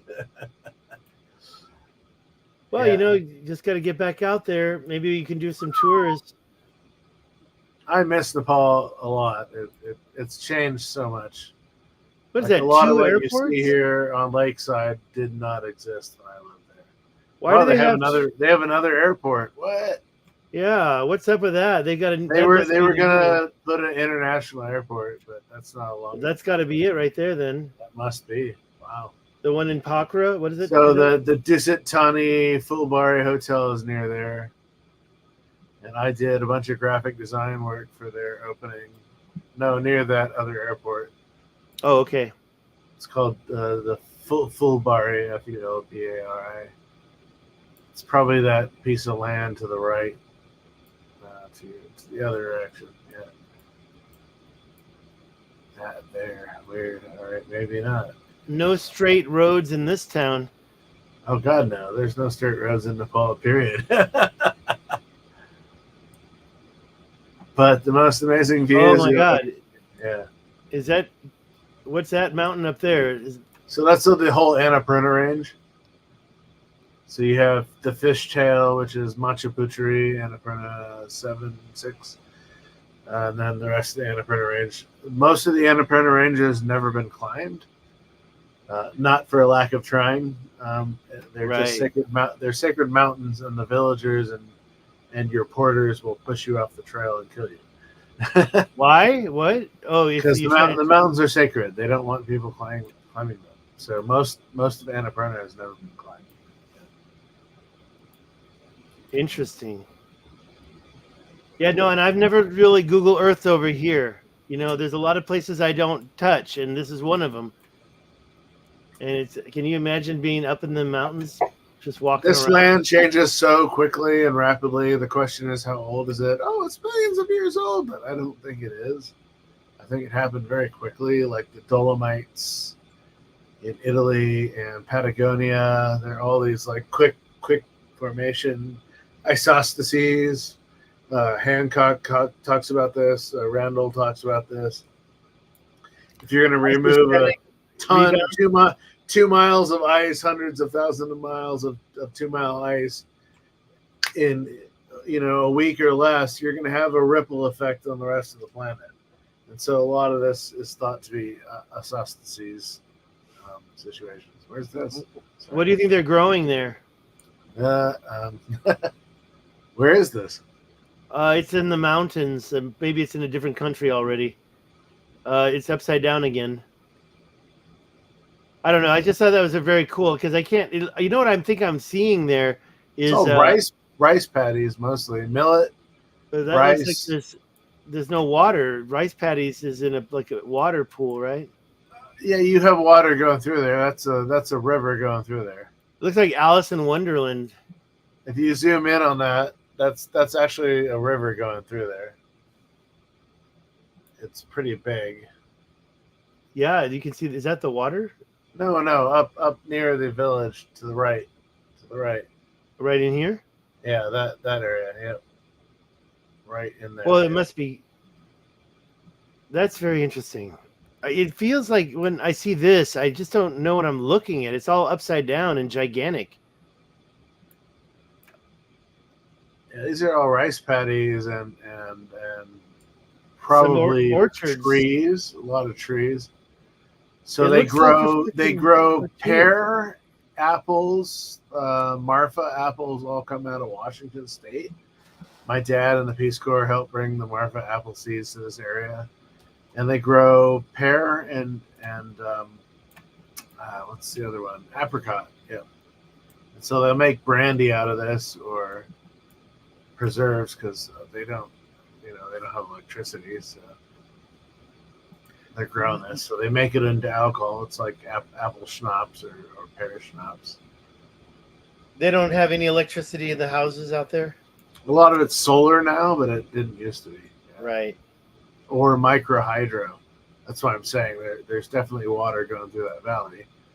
And so they will harness that water to create electricity. There's a lot of micro hydro going on in Nepal. But yet again, you're just like in the middle of nowhere. It's 6-day walk to the nearest road that you might find a truck that will take you back to civilization 3-4 days later. So, Right. Yeah, you're in the middle of nowhere. You don't want to get caught out there. You don't want to get stranded. But at the same time, it's not. I mean, how cold is it, or what's it like right now? You're at 9,000 feet here, probably 10,000. Yeah. So it's pretty cold. It gets cold, yeah. I mean, But you're also at the longitude of Los Angeles, so right. Interesting. Yeah, but Los Angeles is cold. At least Kathmandu is, yeah. So that's what, the 36 parallel, yeah. You're still on that line of your line. If you continue your line, it will end up in Kathmandu, guaranteed. Your red line on your map. Oh, is it? Oh, interesting. Oh, yeah, look at that. It's going right over here. Yeah, that's what I'm saying. If you continue that line, wow, you're going to end up in Kathmandu. Correct. Wow. Yeah. What else is on that line? And so then it kind of goes up this. I don't even know what's on in that picture that I showed. There's so many that I'm not familiar with. Hold on, let me find that. You're going to go through Bhutan. You're going to go through, yeah. Right there. Burma, Cambodia, parts of Thailand. Yeah. Yeah, right there. You see it right there. Yeah. And then what have we got? And this is, by the way, where's Taiwan? It doesn't really show Taiwan. Oh, Taiwan's right there. Yeah. What is this that it's going through? Oh, I see. It's going all the way down. That's all Indonesia. Yeah. And then that's Easter Island right there. What is that one? That's like Tonga or, yeah, it's not New Zealand, but it could be actually. Okay, so we got it. Where's Easter Island? There. So it's right before Easter Island. Machu Picchu, Nazca, Easter Island. After. This island right here. How do you pronounce that? Anatium? You just said that, right? Anatium, yeah. You just said that right there, right? That's part of like the New Zealand strain out. Yeah. It's before you get to New Zealand. There's a bunch on here I don't even know, like every single one. Prey Vihair. That's all the Ring of Fire in a weird sense, right? Yeah. Kinda, yeah. I always consider this the Ring of Fire. 'Cause New Zealand is just south of the one that we're talking about. Yeah, it's a little bit skewed. I'm not a big fan of that map, and people used to pick on me and say it was a flat earther map. No, go down to the right. Oh yeah, Papua New Guinea. Yeah, keep going down. It's Fiji. Wow, interesting. Fiji, the water, right? Interesting. Or go down. This way. Yeah, no, it's Fiji. That's Check where out that- Nan Madol and the or whatever that is. Yeah, What's New this one? New Not this one, Caledonia. Tuvalu. It could be New Caledonia, so but I many think out it's there. Fiji. I Like think the it's corners Fiji. of what on the ancient map stated were Lemuria, there's these Macronesian, Polynesian islands. It's New And Caledonia, actually. Yeah, They're insane what they actually could be are. Fiji, but I think it's New Caledonia. Christmas And then- Island, aka Easter Island. I I always get wonder, lost. is it called Easter Island / Oh, Christmas you're right there. Island? That's because Easter it's Island right there. Not that. What does that say? Mangaroa. Oh, it's not. It's not Naparua. Yeah, okay. Look at all well, that looks like Easter Island. Yeah, it That's is. what I'm You're right. saying. It is Easter That Island. is Easter Island, yeah. Look at it, Yeah, and I giant always got triangle. fixated- and I always got I fixated over bet here. you the alignments have to do a big thing with why they call it Easter Island or Christmas Island. That's right around the solstice and the equinox. That they want you to be there to see what happens on the pyramids. And there's supposed a pyramid carved into one of the quote unquote volcanoes of Easter Island. Like there's pyramids on Easter Island. Right. There's this one little thing here. I always I guess it's right there. Let me see if I can get the blue dot. Like right here, and you see these tunnels. Maybe it's that one right there. It's like, where do those tunnels go? It looks like it's an underground. Okay, so that one's not full of water, but they could have been full of water a long time ago. though. And there's I another feel one ya. that We have these in Right the here. Columbia Gorge in the waterfalls. Right here. There's caves that go way, way, way up.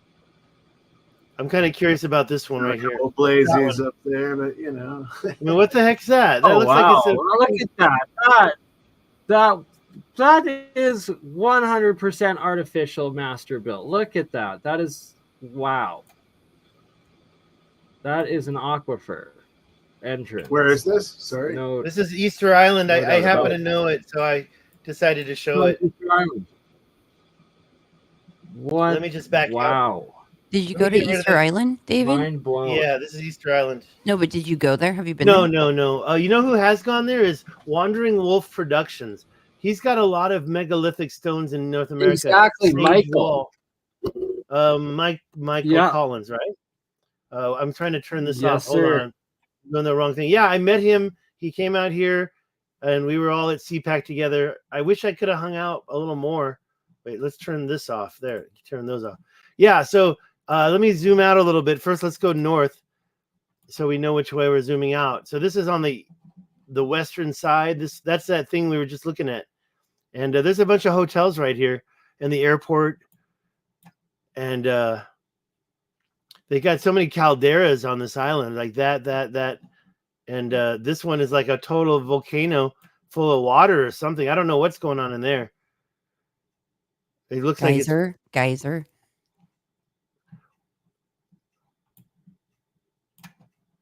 something's putting that water in there. So yeah, Anna Kaitana right there. That's where I would go first if I were to go to Easter Island because of that. I don't see any other examples, but there's some other dots here that you could show, but I always stand on this one and then yeah, I want to go in there, right? I mean, what the heck? It's Interesting. There's like symbols on like the heads, like when you dig deeper that you don't see in photos too often. Yeah, it shows the amount of dirt that has moved on that island and how old they are, right? Anyways, yeah, it looks like it's just a river going right in. I mean, I don't know if you can get a boat in there, not with those rocks, but time passes and things get. But that does look symmetrical, and like you said, That is created. way too symmetrical of an arch and a straight out canal, like either a secret modern day built like submarine base, which I highly doubt, or ancient as F and part of the macro terraforming that this place probably is. And It it's is super interesting that it's near fascinating. the I would airport, also want to so go there. there Kayak. could be a train out there. Oh, good point. I like What this line Julia of is trees. talking about, the Rongorongo language. The The what? Rongorongo mystery is absolutely crazy. Rongorongo, that's their pictographic language that they've now found on all of all the heads on the bodies. When you dig them out, Yeah, you there's go this Right. ancient inscribed Rongorongo pictographic language, complete language. They're like, oh, they weren't advanced, they had nothing. Blah, blah. No, super ancient, super old, super advanced. Right. That's like we were pictographic talking earlier about language, and it's the exact Isn't it same similar language. to the Indus Valley It's language? the same There's one some as connection to it. in the Indus Valley. You got it, 100%. It's almost identical. like we were talking about the symbol found underneath the water in Yonaguni earlier, and it's actually Vinken. It's actually what? Vinken? Really? Romanian or ancient. So I'm looking for one that's taking it off one of the Maoris. What are so they just basically they carved? Is this it? The Rongorongo, the second This is- mystery of Easter Island in Chile. Yeah, that's the Rongorongo pictographic language, and it's the same that's in the Indus Valley. That's neither have supposedly been Similar, very deciphered similar. by modern. Yeah. This is why And, decoding the it's ancient language also- is so so important, they were and the trying to AI can help claim- with that. It is, and there's major breakthroughs happening and coming, and you're so bang on with that, Julia. And that there was a prophecy by one of the Easter Island elders or shamans or something about in the future the language would be verified and by set humanity's official history or something like that. But that's currently in, I think, maybe Wikipedia, but academic, officially, they don't even accept it as a real language, and they're trying to claim it's fake and forged, and that it was just carved on by the inhabitants of the time of colonization, and that there was no evidence prior to that time of wood being brought by global trade. Only for now, when we started to dig out the Easter Island heads, the entire bodies are covered with the exact same pictographic Rongorongo language, proving undeniable. undeniably, right? It's pretty awesome stuff. Yeah, and it's like a little pictograms. I like the little guy on the tree. Is that an animal on the tree? I'm trying to get closer. Looks very similar to the ones I've seen in around Nazca and Peru and Bolivia stuff too, kind of, actually. There they are. This is what I want right there. The one with the guy on the tree. Where's that one? See, I do speak Chinese, so I'm very interested in all the little pictograms and symbols. And I don't read Chinese very well, but I know how to. I studied characters for a long time. The guy on the tree is not in this one. Yeah, this doesn't look very much like Chinese. But then again, I think Chinese is just something even more ancient. I like that one right there. That one looks similar to. Interesting that we're showing these. Hold on. Hold on. What's that? I'm closing it all down. Too many tabs open. Yeah, that guy on the tree right there. That's an interesting one. It looks that looks so weird. I'm pretty sure that's a tree with a guy climbing it. And you see what I'm talking about? You were saying ancient Chinese glyphs. So. Oh yeah, what is Oh that? wow! Oh yeah. Keep that up. Don't close your tab. Don't close your tabs, Stig. This is Hans, one of the Dropa stones. How similar Bidis, those but ancient. the glyph is very old. Chinese, Yeah, right? there's no way I'm going to read those. I could recognize a couple of them, but they are ancient They're calligraphy. very proto, yeah. Very. Wow, and there's a couple things I do recognize on there. Amazing. I But get this stuff. yeah, what was that? Like some kind of money? No, so that's a Bidisc, but the Bidiscs are very unknown as to where their origin comes from. This one I collected in Hong Kong. I have two of them that are very similar, different glyphs, but it's all proto-Chinese glyphics. So, these are several thousand years old writing. I don't know how old the discs are, but I'm curious why I have them with writing on them. Well, they used to publish a metal Badass. they used to publish a metal newspaper in the ancient Chinese. They would take like a sheet of metal and they would paint the Chinese characters on it and pass it around town, and they would copy it. And then I guess they would take them back and reuse them. I don't know. Maybe they just threw them away. I have a book of money from all over the world. I have a bunch of old Chinese coins and old Chinese paper money as well. So yeah, it'd be interesting to pull up some of that on a show one of these days. I've got money that doesn't even exist anymore, like Yugoslavia. It's always a pain in the butt when they suddenly cancel you out and you can't cash that money in anymore. It happened to me in Taiwan. It happened to me with Vietnamese money once. I was holding on to it thinking it was going to be worth something. And then not valuable at all. Might as well throw it in the garbage. All right, guys, I have an early morning meeting. I'm heading out of here, but Thanks, Julia. Can I show you one thing before you No go? worries. Yeah, Absolutely, absolutely. Julia. Okay, so we're going to look at I just happen to know right here. This is called Spanish Peaks right there. Spanish Peaks is in Colorado. Mhm. But right next to it, they've got these two volcanic dikes, so-called volcanic. I don't believe it. But the thing is how do they create it? Well, magma comes up into the cracks and fills the cracks and then gets hard. And then the other land erodes away. That's what the mainstream says. But when you look at this, you see these dikes coming up and jointing up, bumping up, actually curving upwards. I don't think that's what the geologists... I'd like to get a mainstream geologist to talk about that.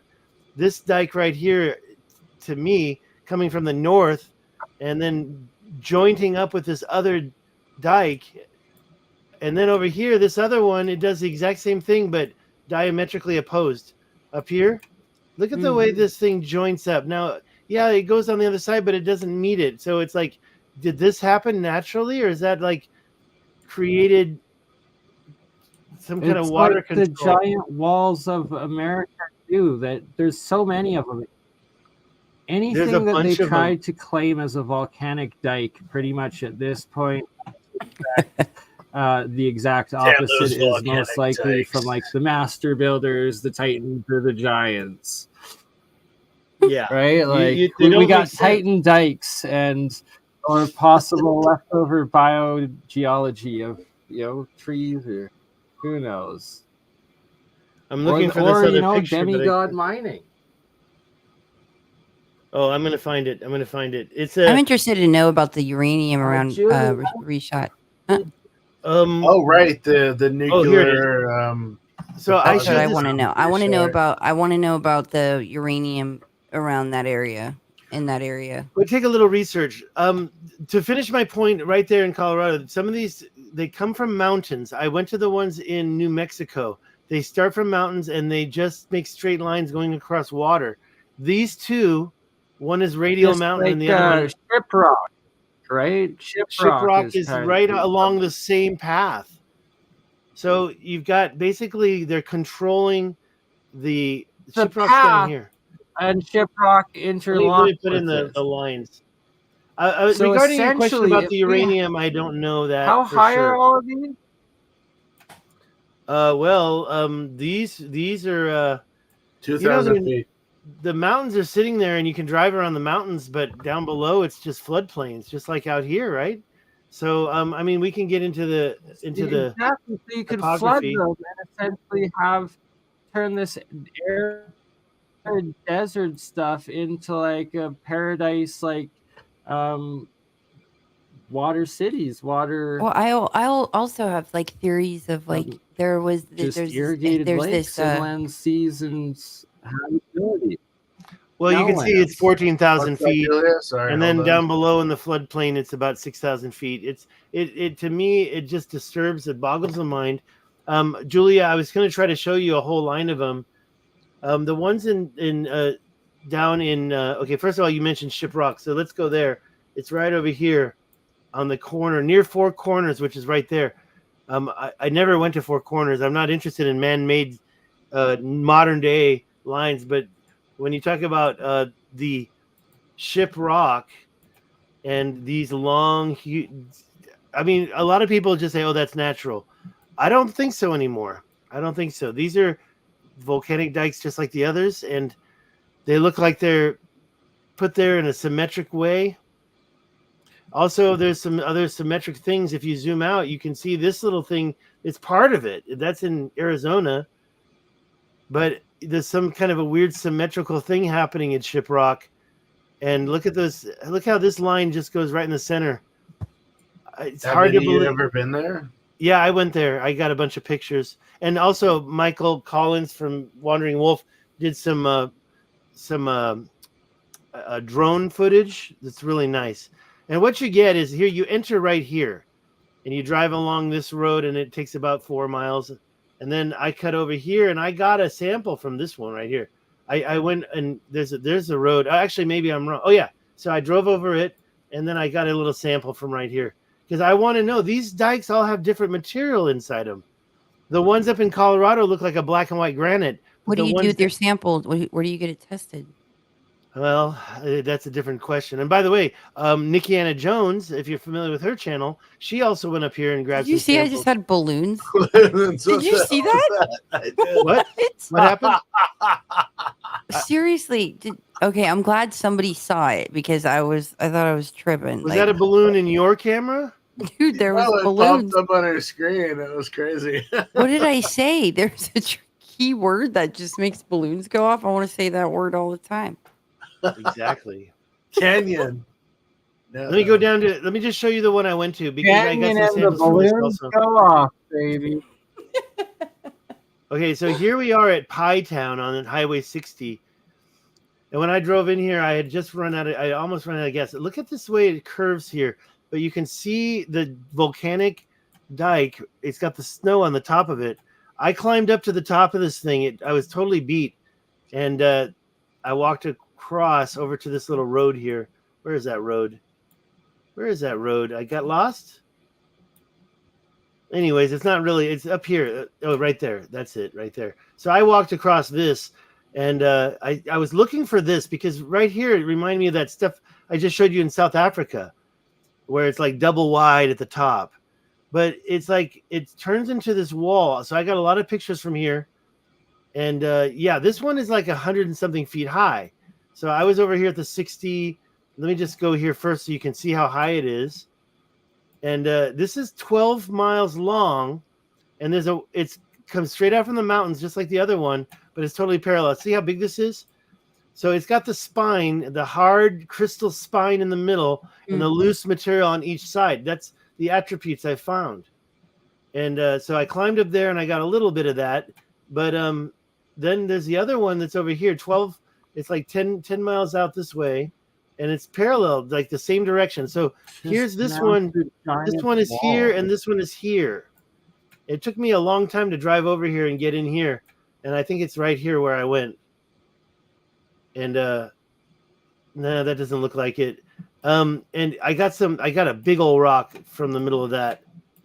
This, I know it doesn't look like much, but when you back out, you can start to see 12 miles long, like I just showed you in Colorado, coming from the mountains, straight line, where they just like mining material and decided they wanted to block off these rivers so they can control the water.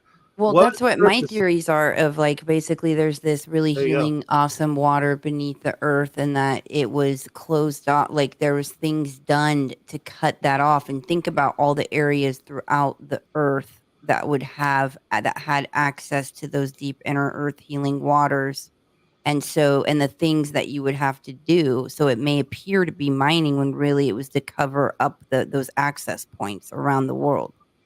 Well, yeah, I don't think they made this long line for just mining. They had a purpose, right? I mean, I think there's we're looking at multiple things. Global canal networks, infrastructure, as well as built-in for agricultural purposes as well. So to cut off the routes as well, like certain things done to, cut the water supply off, to cut that off.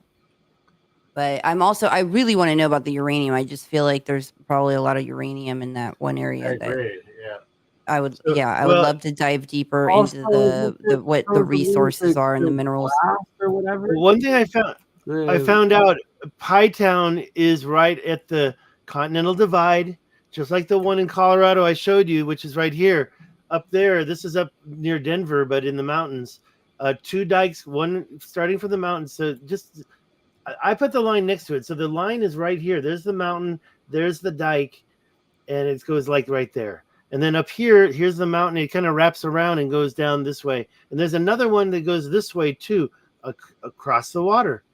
And that's the Continental Divide. And then down in Pie Town, New Mexico, you see the same thing going on. This long, it's not straight. It's when I say parallel, by the way, these things seem to have these switchbacks too. So you've got like a double dike going on here. Actually highly engineered. Water's going to find the easiest access. So if there's water along with these. There's just I didn't even know about this dike. I didn't even notice this one. This is a new one for me. I didn't even realize this was here. So there's like 2 right there. There's like a switchback, and you can see another switchback at the other end. Here, let me show you. I'm going to zoom out. So yeah, climbing. So by the way, this one's really high. The other one was like very small, but they're parallel. So one really high, one going over here. By the way, when I drove through here, let me see if you can see this. No, too bad, because you can really see how the walls are exposed. Let me get rid of that. I was going to show you the switchback, and it's right about here. Like you can see one here. I call it a switchback because in the many examples, it looks like whatever ancient machine like just did a quick switchback. But look how it's right there where the water goes. So it may be another line reinforcing a dam. Mm-hmm. And I didn't show that one in the Rashad structure. I found 3 new dams made out of the same type of things. Not to the live audience. I showed you guys before. I'll show you that right now just because I think it's relevant. But so there's a switchback here, and then there's this parallel switchback right there. And there's more that goes down here and does some other stuff down here. So, I mean, it really should be documented. Let me find that thing. Let me find that thing. And I know you said you got to go, and I'm probably, it's already here. Let me show you this right here. Yeah, we should close this up soon, but this is the amazing. I was all about forget LiDAR. I said, we don't need LiDAR. But now this must be like a LiDAR shot. And I've been looking at this line for a long time. And I always suspected it meant something. But now with this new shot, I don't know if this is real LiDAR but you see the line continue across to the other side. Now I know they were damming it here, and they were damming it probably across this part here. You can see it over here. Mm-hmm. Some type of a damming action here, and then up here, you got a bunch of straight lines going up and down, in my opinion. Like they were just like creating walls to direct the water. This is a pretty good shot, and it makes me change my mind about LiDAR. Yeah. I think we should double down on the LiDAR in the deserts. Hopefully they don't LiDAR images. Sorry, yes. Lots of comments. I haven't been paying attention to any comments. Oh, not on my end, but over here on this end, we got lots of comments.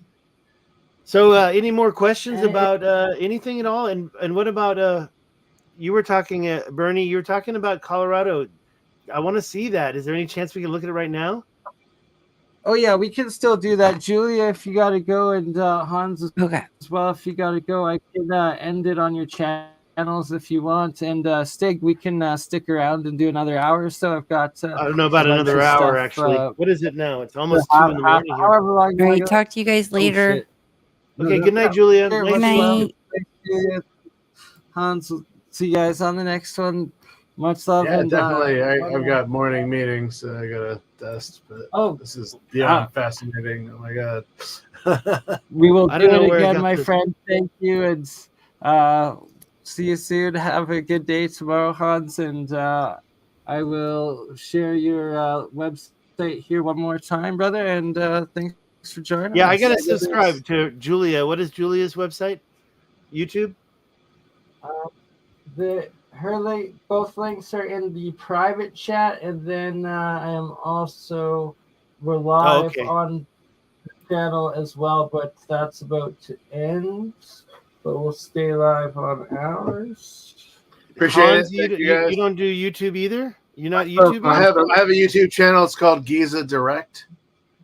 Okay. Are we streaming to it right now? Do I need to end it on yours as well? No, or I don't stream anything there at all ever live. I haven't figured any of this out. It's kind of bro, all you have to do is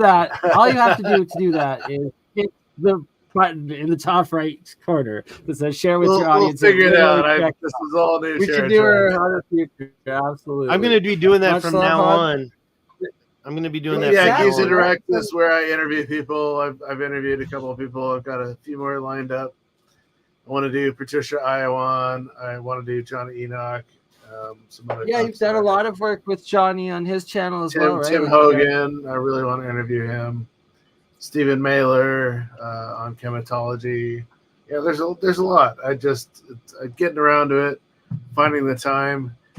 If you don't spend the time, you don't make the time, right? So I'm making it all happen. So, or you could just be a slave to money and just work instead. Well, that's what I do. I do graphic and multimedia design, and I'm very proficient in what I do. So it occupies a big chunk of my life.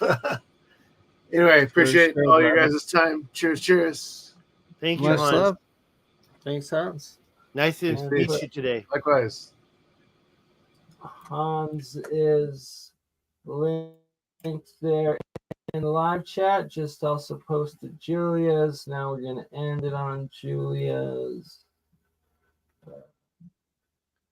A big shout out to my little audience here. I got a few chats.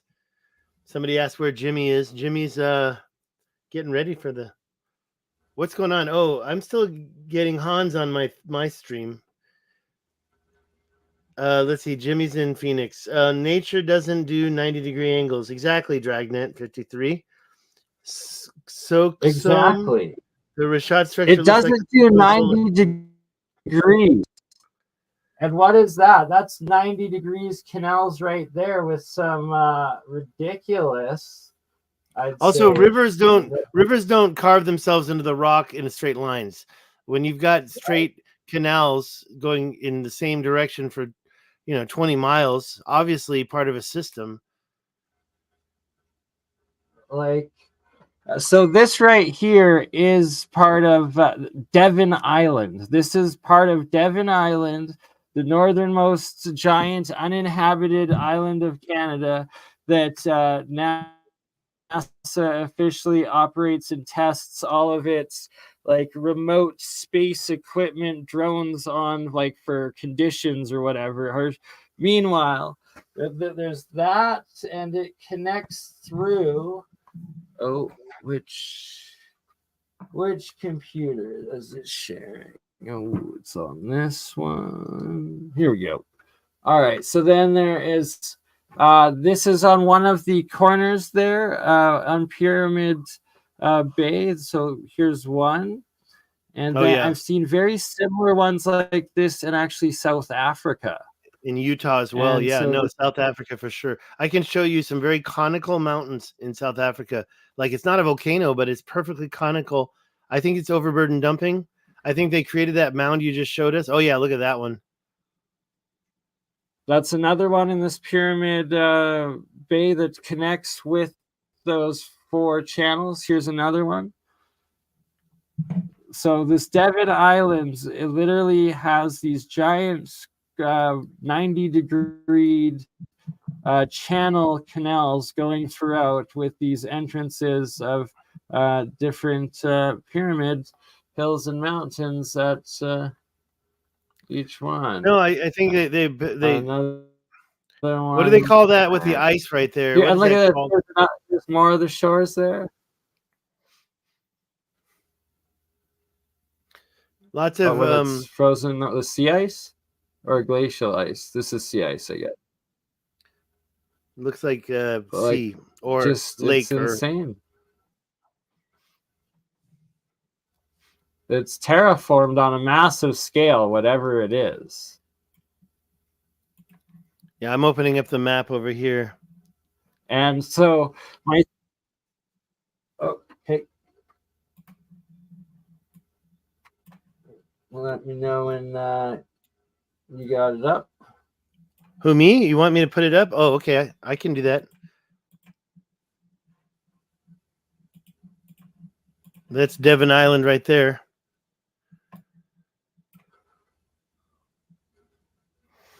So if you can look up pyramid, I think it's right in the middle of it.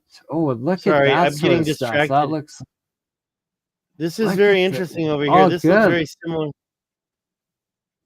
Sorry, that's a different island. Yeah, let's go in. Go in deep. All good though. Let's look at it. Well, this reminds me of is what you see in Morocco. These types of lines here, I really have had a thing with these. They look naturally, but they kind of imply there's like this ancient folding of the land, and it's folding, and people say it's getting turned over, and maybe we had a magnetic pole shift and it shook the mountains up. But to me, it looks kind of like somebody was not these two. These two are interesting because they're totally different from the surrounding islands. I'm sorry. I wanted to know where those canals are that you were just looking at, the 90-degree canal entrances. So right there, zoom in right there. Right, zoom in right there. Stop, back. No, opposite side, but that is fascinating. So it's go straight down. Right in here? Zoom. It's on the coast, or can you do a search? For what? Those so just pause. We've right got now. Dundas See Harbor right here. See, now that I call is west of Dundas Harbor. It's west of Dundas. Let's look at that. That looks almost terraformed. Well, these are moraines, right? And those are supposed to be made by the ice. And those curves. It's interesting to me how you get a split like that, but whatever. Moraines. And when you see a line like that, that could be an ancient road. I learned that from Anthony at Ancient Zero Control. He was looking at, because he's from Canada, so he's always up there looking at the area that I always considered to be under the ice sheet and flattened, and a lot of water events. But then you see these roads that look like they go across Canada. Wow, look at that. Yeah, interesting. What? Yeah, I've never been I don't Google Earth everywhere. This is one of the places that to be honest, I did find some stuff in Alaska that I thought was interesting, but not a lot of proof whether it was modern day or not. Look at this. What's that? That looks like what is that? Well, this is the stuff that I'm talking about along the Colorado River. See, let me zoom down there real quick and show you something. I'll go back up here. But if you look at like in Utah, starting in Moab in this area, you've got the Canyonlands, you've got the Colorado River coming right through here, right near the 70, right? And there's right about, where am I? There's Moab. And so there's the Colorado River going down, and where it kind of has the trivergence here. What do they call that, though? The confluence, sorry. The confluence where the Green River runs into it. You look around it and you look at all this stuff. I really feel that this is signs of like super ancient. Like see how there's layers of red on top of white on top of red again? Pardon? Yeah. Yeah. This is this is Canyonlands. And just this whole thing that happened here. There's a few of them like this one right here. just the fact. Now, I'll be honest with you. If I didn't have all the other reference, I'd say, yeah, that looks natural. But because I've seen all this other stuff all over the world that's just doing all this crazy stuff, I don't really believe that anymore. And I think that they were doing some kind of a cuts here. You see too long of a straight line, right? The stuff that I failed to show you has 3 sets of parallel lines. So that's one thing going down the Colorado River. But if you follow it, you start to find all sorts of activity going along the Colorado River, and on the edges you kind of see like they tore it all up, like this stuff going on here, like someone just ripped it all up, threw it in the water, and let the water take care of it. And then of course you see these weird mounds everywhere, like sticking up, and you're supposed to think that's natural.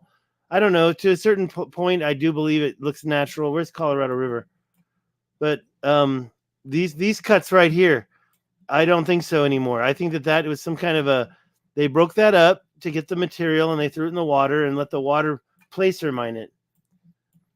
I can look at my Was This Atlantis page and you'll see a lot of really good examples of it, because it's kind of hard to just pull them all up, where they just look so much. What's this? This is Lake, yeah, right there, like this kind of stuff, like that. It seems like they're up there. They're it's not really blocks. They're not quarrying blocks out of there over here, but they're doing some type of an operation where they're grabbing the material and pulling it down. And just on a huge grand scale. Yo, look at this one right here. I really feel like that's just like somebody's like had a machine and they just like carved into it. Look at this one, one of my favorites. Or actually, here's another possible explanation, is that if you raise the water level up on that and all of that area was flooded in like a giant like inland sea and just inland sea sort of thing, that each one of those slots rows would be like a street, apartment, or mega causeway of possible city or habitation or something like that. Well, a lot of people say it looks like ancient cities, and I do. I do think like there must have been something going on. That's the waterways. But so when you see a perpendicular line, like where the water did it naturally, you can see the river. But when you've got these lines going across, and I think you can see that line. Is it older than the river? I don't think so, but it seems to be going across the river. When you see perpendicular lines go across rivers, and when you see the stuff like I showed you in the Tibesti Mountains, where you've got a straight line and then perpendicular lines coming away from it, it just doesn't really add up in my head. What is this, Lake Powell? We're still up in Utah then, huh? Anyways, I'll go back up. Where do you want me to go next? I'm just saying, you see these are perpendicular lines here. And I just envision that with flooded with more water, and then it being used as for like terracing for agriculture as well as in habitation, and it being green instead of dead and desolate and bare. Well, and this must have been, I don't know if you can say around the world was a desert. Look at those lines. You look at how they're cut. You see 3, 4 parallel. They're not perfectly parallel, but they're in the same direction. And they go across like the river caused that? I don't think so. And then when we get even closer, look at those cuts. Look at all those cuts right there. The top of the plateau is left untouched. Hard stone and stuff. It just it doesn't make sense. There's a lot of stuff that I'll say is natural, but when I see those large cuts going perpendicular, and that's not really perpendicular. I don't want to sound ignorant. So where's the Grand Canyon coming soon as we get closer to it? Yeah, right around here.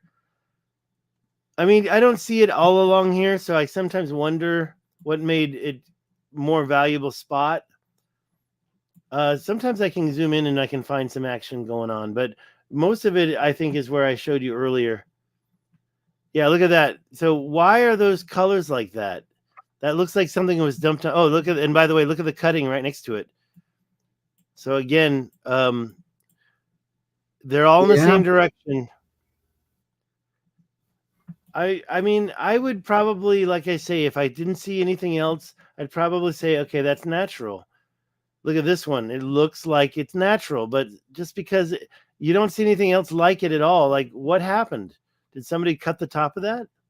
And you can see that the lower plateau is what they want. This is the top plateau right here. Nobody's touching it. But this lower plateau, then this happens. Like, how is that even possible that this lower plateau, about 4,800 feet, is all carved up and eroded in straight lines, but the plateaus above it, untouched and pristine? I wonder how many people. I got a couple people. Constantine, thank you for your chat there. I'm gonna read it more carefully later on. And there's also mounds everywhere. Just trying to find that one spot. You see this line right here, it seems to kind of stick out a little bit, right? So like there could have been a lot of different projects going on.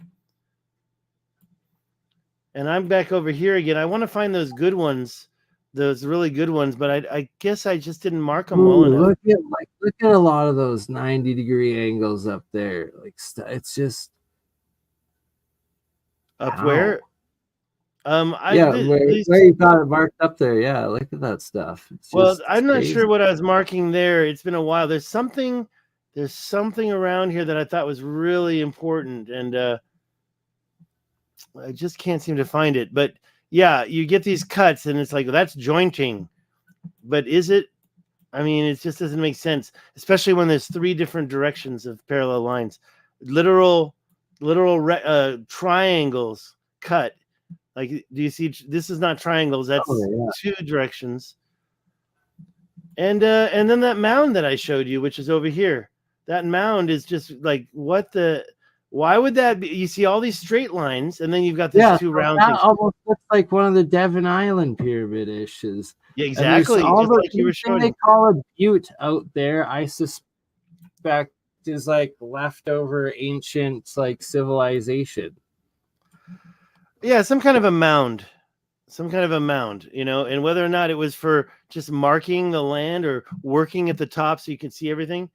You see, when you see a line like that, it's just, to me, unreasonable to think that that's natural weathering. Because when you have a parallel line break... Oh, here, this is one of my favorites right here. When you have a parallel line, like, let's take this one, for example, and when they're formed, are they happening simultaneously? And the ones that are going the other direction are happening? No, I don't believe so. These lines are too straight for me. And how far do they go? You know, I mean, this is probably less than a mile. Okay, that's only 700 feet. So it's way less than a mile. But to me, that doesn't mean that it's not impossible. I mean, just a little bit too straight over here.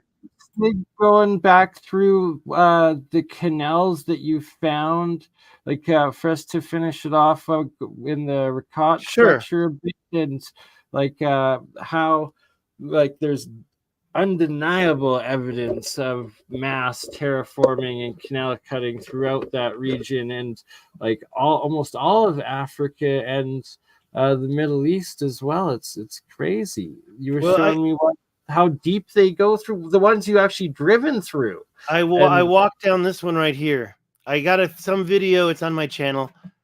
But this part has trees growing in it. Now you think you see trees outside, but they're really sparse. But inside of this canal, it's just packed full of trees. And the place I walked was probably up here. There's the road right there. And what I did was I finally found a place, and we walked. See, what I didn't realize, it does eventually cross, but I finally found it like right about here, and we just parked, and I walked over here and literally got in here. And to me, when I got in there, I was hoping to see machined sides, but it's just not that smooth. It's piles of rocks. I'm not prepped to go in there and get the photos, but let's just say that when you go along this thing, and you're looking at the sides, they're just too big of boulders to really see. But what I do think I do see is a bottom. Like it's full of sand, right? And there are trees growing there. But I do believe that sometimes there's a bottom exposed, and you can see like sometimes like look at that right there. Like how come those rocks would be like that? Because they were pulled out of that canal. That has to be former foundations. I see like potential past cities and civilization. Yeah. And potential also the rocks maybe were cooked by like straight nuclear blast or like plasma blast from like the sun, or I think it was terraformed, and then they see. Look at this line right here. You see this line right here? That is like a little side canal that's not very. But wait, why is there another one that matches it right next to it, right there? They're perfectly parallel cuts. I don't think that could be called a canal. So I think it's like a line that's part of their terraforming work that they did. And it leads to the canal. Like maybe it's flood control. So they put these little ridges in there. That's what I think it actually all is that's exactly what it is. It's all for the direction of water, and that they would direct the water. And what you're showing with the alternating these dikes and stuff, that it actually going in parallel but back and forth and stuff, so it's to direct and smooth and control and steady the slow flow of water from the very top of the continental divide all the way down to the coast. Like it's literally macro engineered from the top of the divide all the way down to slow down these big floods as long as possible. And that they used to utilize this water in just fantastical, exponential, better ways, and that it's all been intelligently designed. Well, and think about if the ancient Taman Reset River was serving water. There's the Taman Reset right there. There's the Rishat. It's all upside down. But if the ancient Taman Reset was actually serving this whole area with water, like the Nile was serving water, this could have been full. It could have been actually just barely engineered and balanced that any impact, like the Tenamore crater, right? The Tenamore crater was hit right here. This Tenamore crater, which is right here, that could have been one of the impacts that triggered it. This thing is about the right age. It said something between 9,000 to 13,000 years old, or 17,000. Maybe it said 20, but it's like perfect age to be one of the things that could have triggered floods. And the Maghreb Sea, the ocean, was right up here. This is the Taman Reset Mountains right near. I showed you this earlier.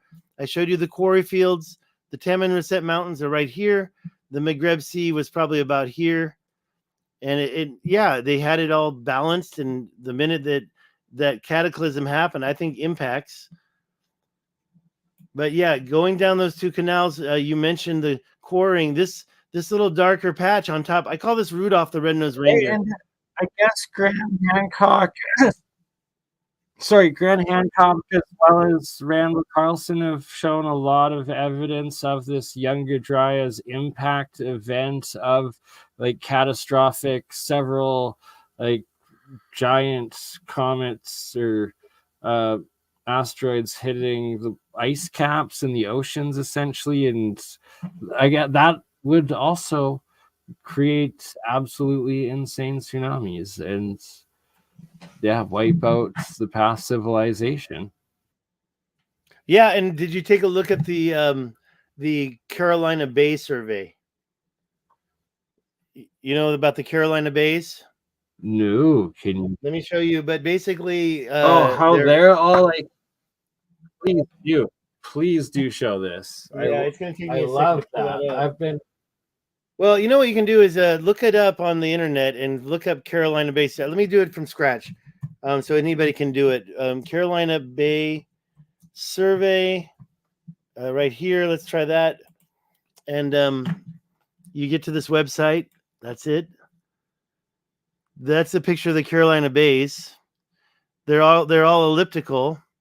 Survey database in Excel visualization. I think it's this one. Download. I think we want that, and it'll open up. Let's do something else. What's going on here? Download? What did I do? It didn't seem to work out. But okay, so let's take a look at the pictures they've got on here. They come up to about here. That's Clovis right there. So now we know what happened to Clovis. When you get to the darker ones, it's really, I mean, you get in there and you can see the bays. Look at how many they are in small areas. Apparently there's millions of them. They're all elliptical, Right, and they like- point. What? This is all over the U.S. and we don't even talk about this. They were called Carolina bays because they were first discovered in South Carolina, I guess, North Carolina, whatever. Let's open. I want to open up the survey. I gotta get this- forgot about this. Is it here? Okay, that's it right there. Ovoid Basin Survey. So it's opening up Google Earth Pro. Let me get that up so we can see it. Here it comes. Whoops. And once we get in there, they'll start to appear. And this side hasn't appeared yet because there's so many. But when we zoom into Clovis, remember Clovis first? Clovis is right here. There's Clovis. Where is it? Right here, Clovis. All those red dots are bays. So now we know what happened to the Clovis people. And then it gets into the LiDAR scan or whatever you call this part. And you can start looking at these bays. I see. And, I see massive terracing, and it's like if they were pumping water either to the very tops and then it like cascades down to these terraces for agricultural purposes. Like, what? Look at that. Well, when they Why start to is overlap that? each other, then it kind of falls apart because, like, it's kind of difficult to go in and see these without the LiDAR scan. There's some in Nebraska, and some of them are questionable, like that right there. You know, that's kind of convenient. But what we do see is that they all aim, these ellipses are all aiming towards the Great Lakes. So if you can imagine a cataclysm, and here they're in Texas. Let's go in Texas and see. I mean, there's literally hundreds of thousands of them, and there's so many that you almost feel like I don't know who did this work. It's just incredible when you get in there and you look at some of this stuff. But the LiDAR really tells the story, and you can't see this stuff without it. There he goes. It kicked in. And these aren't very elliptical. I found some in near the Grand Canyon. I thought might also be survey But that part of could the. be modern day farming. Well, let's just say that. all the like the crop. I mean, I do think that there was some major stuff going on in our farmlands as well. The terracing that you see, and look at that. You can see how the Carolina Bay stopped. The water event happened after the Carolina Bay event happened. So when you say farming, how come we don't have any down here? We have it up here on top of this plateau, but we don't have them down here because some other water event cleaned that out. I mean, it's true. It's hard to believe that all these were classified and found. And then we go over to the Carolinas, they're really big. So let me go over there real quick. It seems like it's a little too square. Like, yeah, there must be more. And Omaha also has it. My friend lives in Omaha. And these are all aiming towards the Great Lakes, right about here.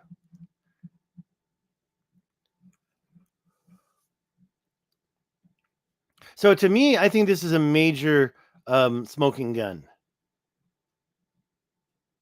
And it is true that some of these are small, but when you get into the Carolina, North and South Carolina, you see a lot that are overlapping. So it's like the event happened like almost at the same time, one after the other. I mean, maybe these, and by the way, they're not direct impacts, right? So they're trying to say that these are ejecta from a larger impact, ice ejecta.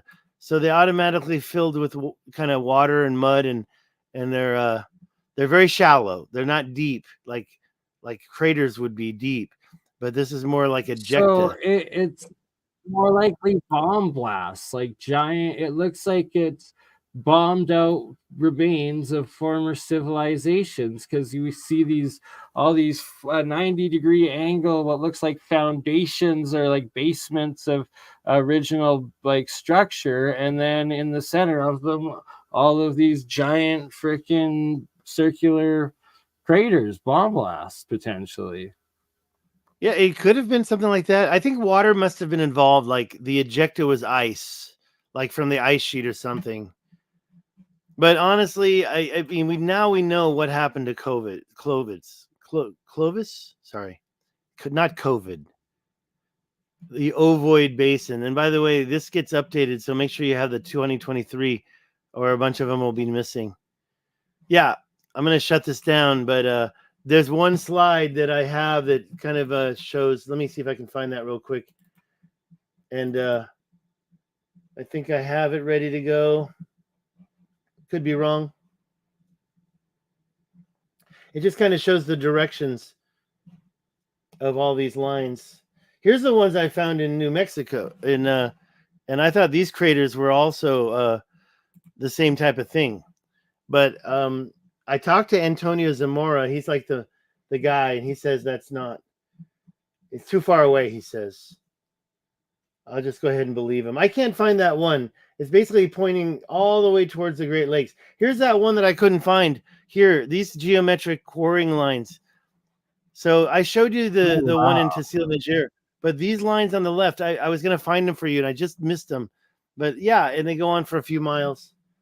Let me see if I can find that one. I definitely need a better classification system, and maybe I am getting a little tired. So back to the Rashad. We're 2.5. We can finish it up in 3, or if you want. 3. No, I think I'd probably want to get out of here pretty soon. I think I'm drifting off. We can wrap it up. We're good. What time are you? Is it 2:11? It's 3 a.m. or 3:11 where I'm at right now. I was saying we're at 2.5 hours in right now. I see. One more half hour. Gotcha. Yeah, we could tie it up pretty quick if you want. I think that's a good time. And maybe another 5-10 minutes. How's that for a deal? Yeah, absolutely. No worries, my friend. This is the Squatting Man event. Maybe that's what created the Rashad structure. It certainly is round enough. Have you seen this before? Absolutely. You talk about giants, and I found you should check out this documentary called The Primordial Code Documentary. The guy had giant's teeth in his bedroom. Amazing. There's just so many actual accounts of this. It's ridiculous. Oh, and you mentioned Michael Tellinger's stone circles. I can show you stone circles up near the Rashad structure. There's this area here called. Let me get rid of this. I think I lost my globe. Let's kill that. What's wrong? Get rid of it. There we go. Where's my globe? I lost it. I guess I closed it down. I was just going to show you this area near the Rashad called Tijit, and it's got a bunch of those same stone things. So, by the way, that's the other canal that's parallel. So this is one of the first things that I discovered was this line and this line. And I said, wow, those certainly are parallel. But since then, I found so many canals and stuff. But when you get down here, it seems like there's another shoreline down here. And you can see some of these lines. Look at this one right here. When we get in here, you can see that line cutting right through. Why? I don't know why, but it starts over here. There's something going on down there, and then it comes back up here. All to direct the flow of water from like the center out, and that these once were like lusher, livable areas, but engineered that way and utilized. And it wasn't that long ago that it was just like the map claimed to show. Like, I think maybe it's an ancient plateau that had a canal. They all got covered with dirt. Why would it be exactly the same on the other side of that? I never really figured that one out. And so you have it happening here, and it goes through all the way to this one. And then over here, you have another one over here. It looks like a damn canal, right? It looks like it was a carved canal right there. And it's almost perfectly straight going somewhere that way.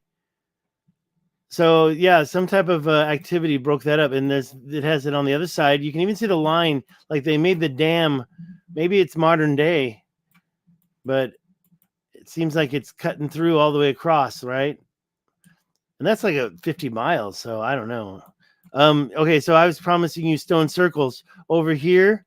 Let me make this north. If you come over here, like right here, you can see those stone circles that are very similar to the Michael Tellinger ones. Like there's no entry points, and you always have like a little tiny one and how they're inside. all connected too. I mean, what's up with that? That's not a house. Nobody's living there. You can see little breakthroughs. Somebody broke through, and you can see a pathway. But why would they need 4 circles in their house? These are a little different from the stone circles down there. You can find a bunch more in this cheat area, like over here. It's not easy to find them. You got to. I found a bunch down in South Africa, but I'm sure those are all documented by Michael Tellinger. Look at that. That kind of looks like a pyramid right there, right? Oh, yeah. And then you've got the stone circles. So basically, you've got what I believe we're looking at is we're down in where the water was. So there was like a big old water event, but you're like, there's a little mound or some crap. I don't know what happened there, but you got the stone circles all around it. Who would have done that and why? They processing gold in those things? Before we finish it up, can you take a look at the Colorado River on in the center of like Solomon's Temple there and Isis Temple and whatnot? Like, let's take a look at that exact geology. It's sure. I'm just backing out and letting you know that's Timbuktu. I really would love to go to Timbuktu. I want to go to Timbuktu with you, Mr. Stig. It'd be awesome. And we're gonna make it happen. Well, we got to get that money, man.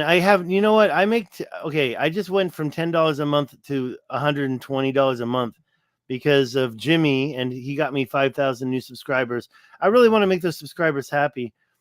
So you said Solomon's Temple, but to be honest, are you talking about in Arizona?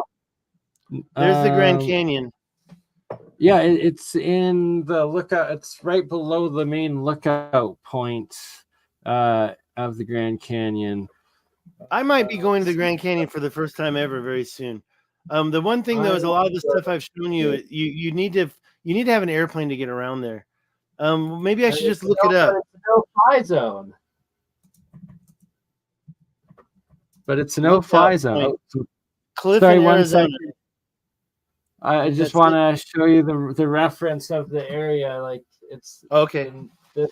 From Grand Canyon Village, below that area within it is where all like the 100 temples are, and supposedly also part of where Kincaid's area is, and like this Isis temple here. Is that on there? Can I look up Isis temple?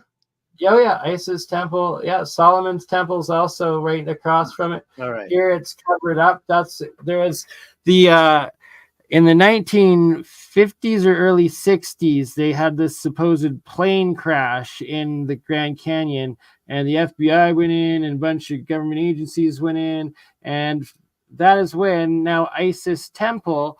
You can see it all looks kind of. The main thing being the giant gaping cavern entrance to Isis temple, what's literally called Isis temple officially. Sorry, one sec here. Trying to find the right picture. Used to have a giant. Here we go. Here it is. The giant entrance to them. Do I have it in this collection? Maybe I'm missing the picture. There's the pre-1950 pictures where it's not in here. We'll have to do it in the next show. Sorry, I will bring you back so you can finish what you were showing, good I'm sir. looking at Isis temple right now. All right, let's check it out. I'm curious about these names. This one was there's Apollo temple, Jupiter temple, the Ottoman amphitheater, Buddha's temple. What else? There's literally every ancient god and goddess, but Here's Solomon's Buddha's temple temple. is, yeah, like It's some great shots. And look at that! Look at that little point on there. What's up with that? That's weird. exactly. And if Oh, that's and look, really it's how 3D. They're not giving us. They're giving rendered versions that, like, they're definitely not going to let right, you because see. it's that's for looking straight down at it. What is that? Buddha temple is here. So there's Buddha temple. Yeah, and But look at that. I Oh was wow! very. There's another one right there. Each one of them just rather pyramidal and megalithic on a grand scale.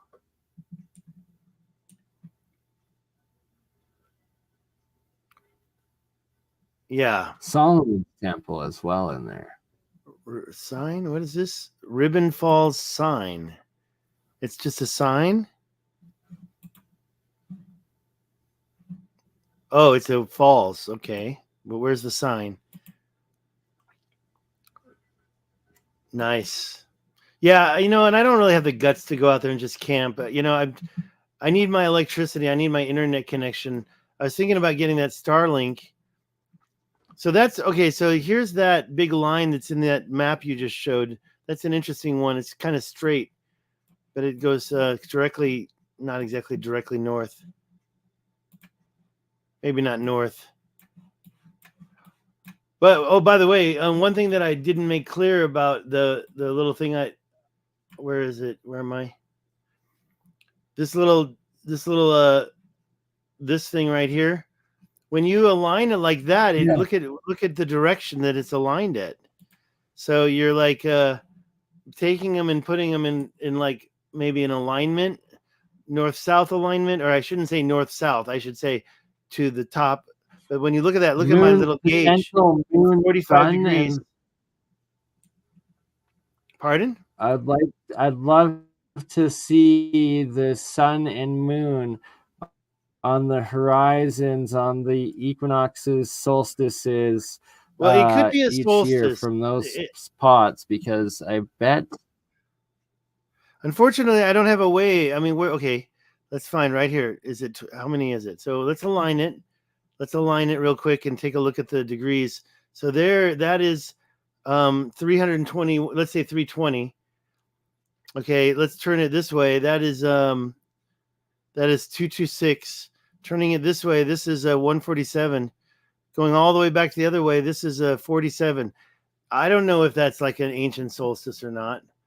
I just know that it's really weird to have two conical circles in the middle of all this other stuff going on, especially if it's natural and it's jointing like this and breaking apart and weathering. What would have created this naturally? So on each of those lines, as each day goes by through the year, the shadow as the progression of the sun and the moon, it's a giant calendar. It would literally show you what day of the year it is by where the shadow happens to be cast onto the walls of it, guaranteed. Yeah, but this is a big structure. I mean, that right there, can a man even climb up that? I think first of all, who can get there? Because you might need to hike for days or to even take a helicopter to get there. Exactly. But take a look at this angle right here. So I'm going to put it right here like this.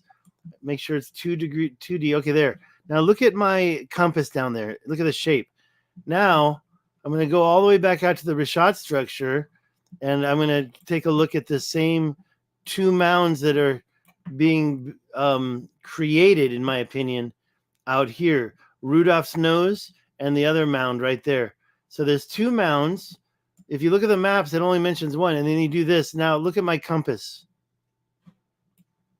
So I've aligned this up, down, straight up and down on the screen. The compass is exactly the same as the mountains in the Grand Canyon alignment.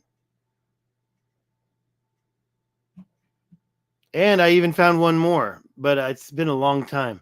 In Utah, there was two mounds. I think I know how to get there. Let me see if I can get there real quick. But go to Utah, near Moab. Where's Moab? Right here.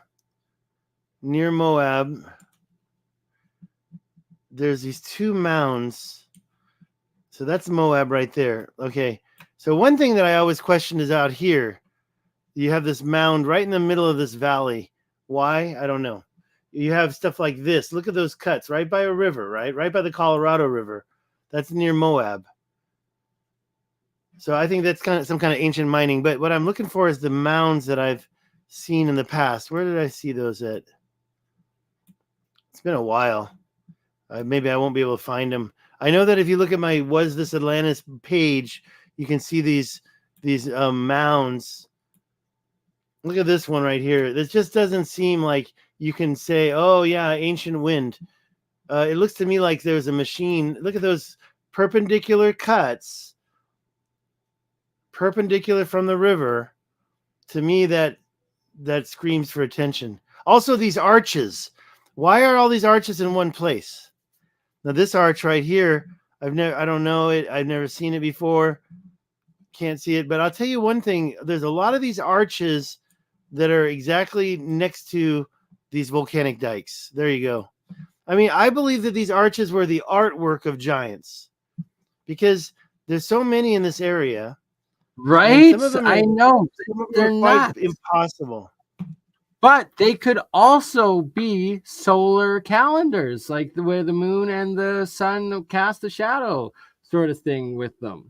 Look at this. Look at this one. It's got the cave either way, below it. they're artificial. They're artificial. They're built. They're ancient and advanced. It's like no way nature just made them all. It's so crazy. What's that? Snow? Yeah. This arch. That's a nice. Right? Like, I don't look at believe that that's alignment. Look at the alignment with the arches. It's like no, you had to. Nature didn't erode it to freaking on a full moon that it fits on a full moon. Like it's. Yeah, no, I agree. They do look a little suspect, in my opinion. I don't think I'm going to ever find this mound that I want to show you. Let's see here. Let's see if I can find it magically. There are two mounds, and they're diametrically opposed from one another, but they're on these plateaus. And it's like, I mean, this is the what do you call that thing? The upheaval dome. I don't even believe that's natural, especially when you get on there and you see all these cuts that look like somebody was doing something, carving it out. This one over here, that one to me looks a little suspect. That's the upheaval dome near Moab. And by the way, I did make a mistake saying that was not Canyonlands. It's part of Canyonlands. Oh, can we go more into Moab? Is so suspect. Moab, everybody knows, is ancient mining, and it's where they do modern uranium mining now. Yeah, get Julia back. That's what she was asking about. I didn't know about that. I just think that this stuff looks a little too conveniently. Right. I mean, the wind doesn't. Why is it curved? I mean, wind doesn't curve like that. And why are these so perpendicular from the river? Curves and then into 90-degree angles. You know, well, I can show you a 90-degree mountain in South Africa as well. Yeah. I don't think I'm going to be so lucky to find those mounds that I was looking for. But it's like one was on top of one plateau and one was across from it. And I believe it's down south. The way to find that is go through, see, it's kind of like that. You see that thing right in the middle of that plateau there. Anyways, I think it's down here. I don't know. Wilson Arch. I went there. I drove there. And it's like, that's another arch. I'm telling you, these arches are suspect. They're beyond. They're artificial. Especially over here in the up past Moab, you have Arches National Park, right? And let me see if I can get pretty much anything labeled a national park is sus to begin with now, and it's a cover up. And it's like you will find the craziest shit ever, and it's like no, it's actually ancient as. Oh my god, I have to screenshot that right there. It looks like a geoglyph of a giant native face. Right where you had it last. Like, look at all of these. All of these this is Arches National Monument, and I'm looking for one specific arch. Every single one. Look at that. That's all cooked out freaking built shit from a previous time. Yeah, you don't just get holes anywhere. It's like they're not even showing the one arch that's my favorite one. It's like let's go do Arches National Park and find that arch I want. Let me go copy it here. Can I copy it? There. All right. Let me just go to a new window and search it. And you're gonna see it. One arch is just totally impossible. I forget the name. Right? Like, hold on. It's just it's like no. And the thing is, it's like this one. And where's that one? I call it the football because it's so long. There it is. I mean, come on. All of them. Maybe one of them. No, all of them. No, I'm sorry. That is built. That is artificial. Are you effing kidding me? Get real. Yeah, exactly. I mean, okay. So let's take a look at this symmetrically. It's so thin right there. I mean, how would that have not? How right? Would that have I know. survived? But I know. Wait, now we go over here. We have a notch like that. We have a notch over here that's almost exactly the same. Are they saying that weathered that way? I don't believe it for a second. I believe that those sharp cuts are more modern day quarrying. And the fact that you see that same shape that way. Okay. right here. Okay. Somebody was going to do a little farther arching, and then they said, no, I better stop here because they didn't want it to collapse. Come on. That is like, how skinny is that? Don't tell me that just naturally happened and it didn't keep breaking. It's literally impossible. Now, this is artwork of the gods, artwork of the giants. That's why sorry about that. I got to stop doing that. This is why I've you just, what can I say? What did I wanted to show you something that I just saw up here. These stones are covered in the Rishat structure, but they're already carved underneath. Who carved those? They look like they're yeah. I found those and I'm like, well, where did those come from? Well, we got this thing that somebody showed me and I never visited called the Roman Road. Let me see if I can find it right here. The Roman Road is this, right here. It's someplace up there. It's all these lined up stones called the Roman Road somewhere in the Adrar Plateau near the Rishat structure. I mean, I don't know where this was taken from. And to me, it says quarry, but it's also lined up a little bit too much. It's like even better than a quarry. So I was going to try to go there, but it takes, like you said, taking some time, paying some guides. The guy that I have to pay the guide to take me here. And look at how old this picture is. It looks like it was taken in the 70s. So, these stones that I just showed you that were underneath there, where do those stones go? I lost them. Those stones, to me, look like it's the same structure. All right. Why don't we finish this up? Just because, I'm going to crash hard tonight. I definitely am up for showing you some more stuff. And it's coming up straight up to the 3-hour mark, and that it's a great place to wrap it up with epic stuff, brother. Man, we will do this again. It's at about, so it's 2:22 a.m. where you are in the Pacific. 2:32. Right now. So that, 2:22. What a synchronicity. So we can end it at 3:33 in 1 minute when it turns to that in Alberta where I am. And all right, we'll do this again soon, my friends. Yeah. I haven't been doing a lot. I've got that trip to Spain. I'm gonna be ramping up for that. I got the ticket. I might change the dates a little bit.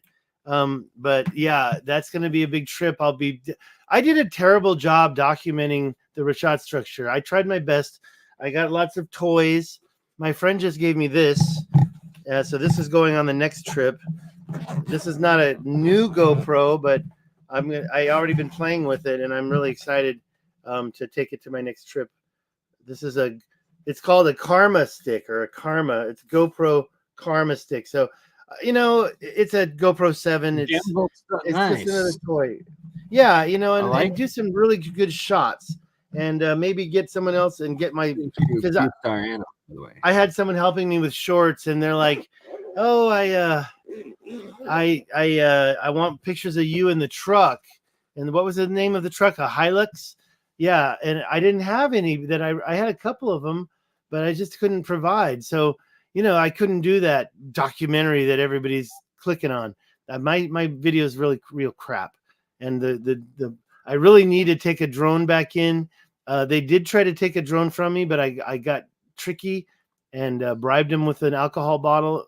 He knew it was valuable. There's no alcohol allowed in Mauritania. And he found the bottle, and the drone was next. And I pulled out a knife that was really beautiful that I brought. And I just said, hey, you want this knife? And so that stopped everything. And he kept the knife, and he didn't get the drone. But I'm pretty sure he would have taken the drone, or at least made me bribe him to keep it. Not sure. But yeah, the alcohol I took a bottle of Maker's Mark. So the trick is, what you do is you take alcohol that's clear like vodka, and you put it in a water bottle, and then just carry it right in. I mean, you're only going to have it for a day, and you're going to drink that alcohol. So if you're there for a month, you're going to be dry for 30 days.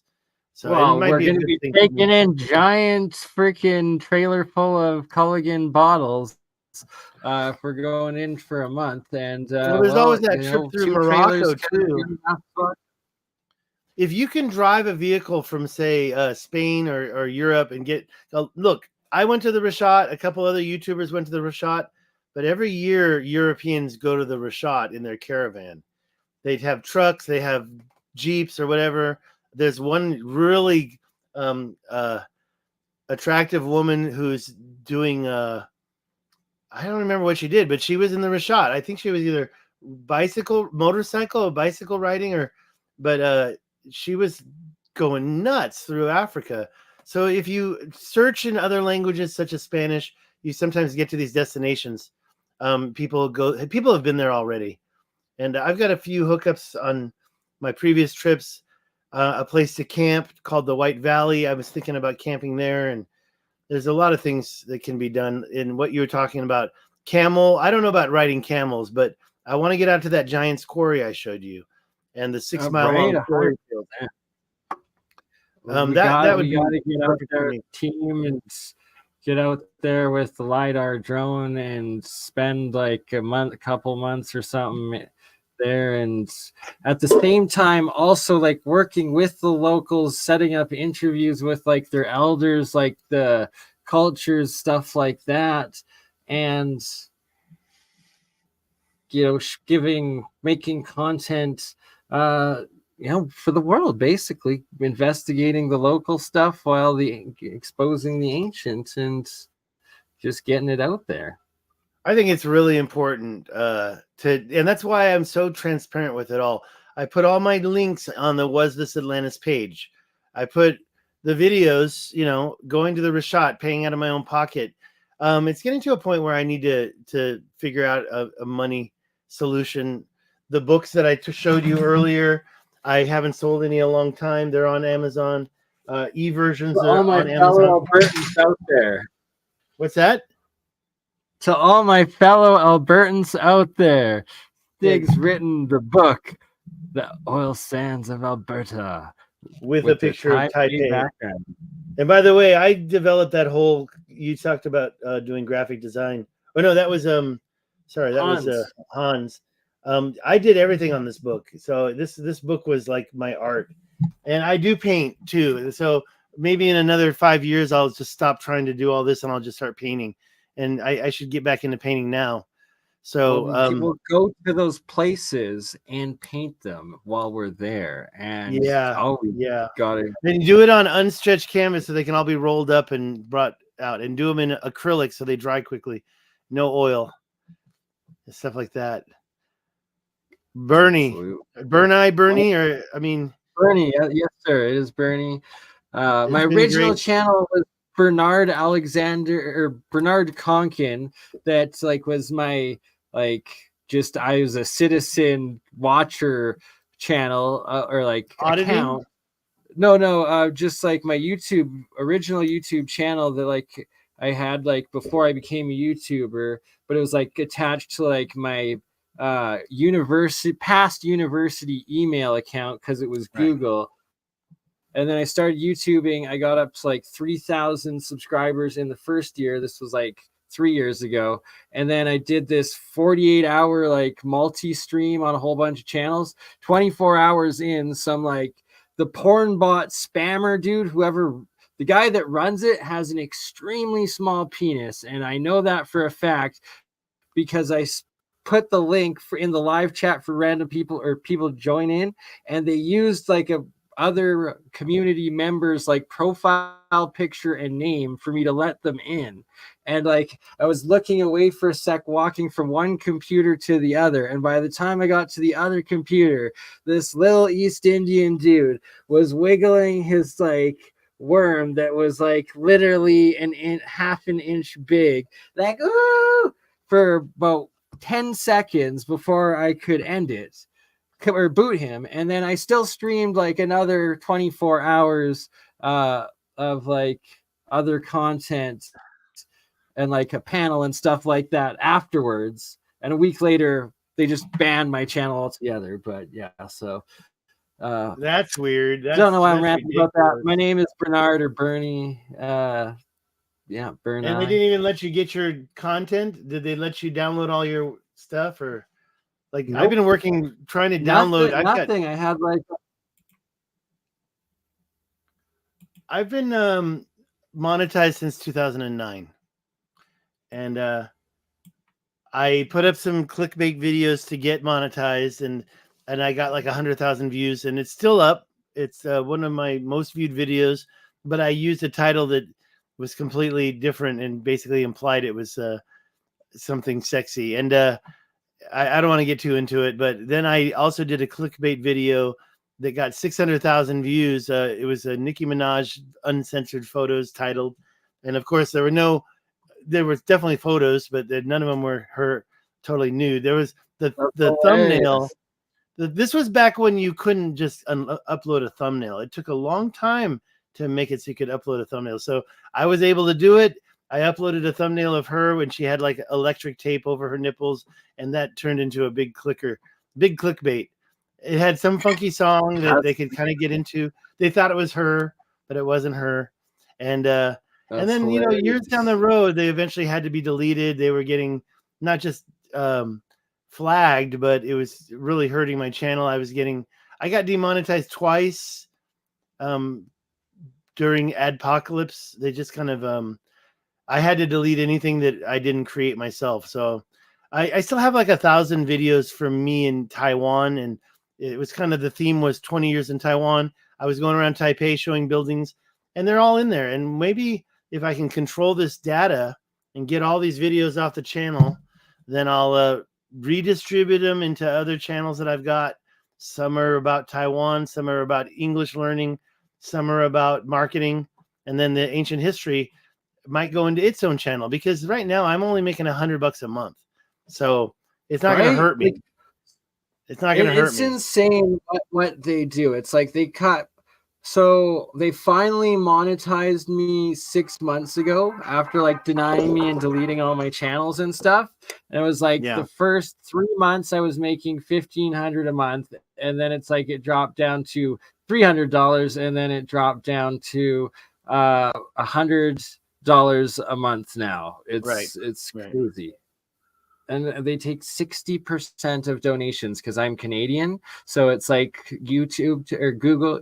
YouTube takes AdSense, whatever the fuck. I thought it was 30%.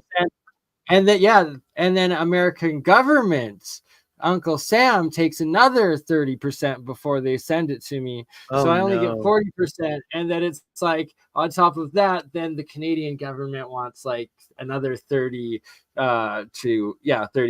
because I'm in the lowest broadcast. Can you imagine if you were making tax real money? I know it's insane. Yeah. Well, I have to tell you, my account is monetized in Taiwan, and so one thing is I'm paying for premium YouTube, so I don't see commercials every month. It used to happen every month, and now it hasn't happened. They would say, "Hey, why don't you upgrade and get like YouTube Music as well?" And I'm like, "Nope. I'll take what I got," because it automatically takes it out of the same account they're paying into. And it's only $6 a month in Taiwan for premium.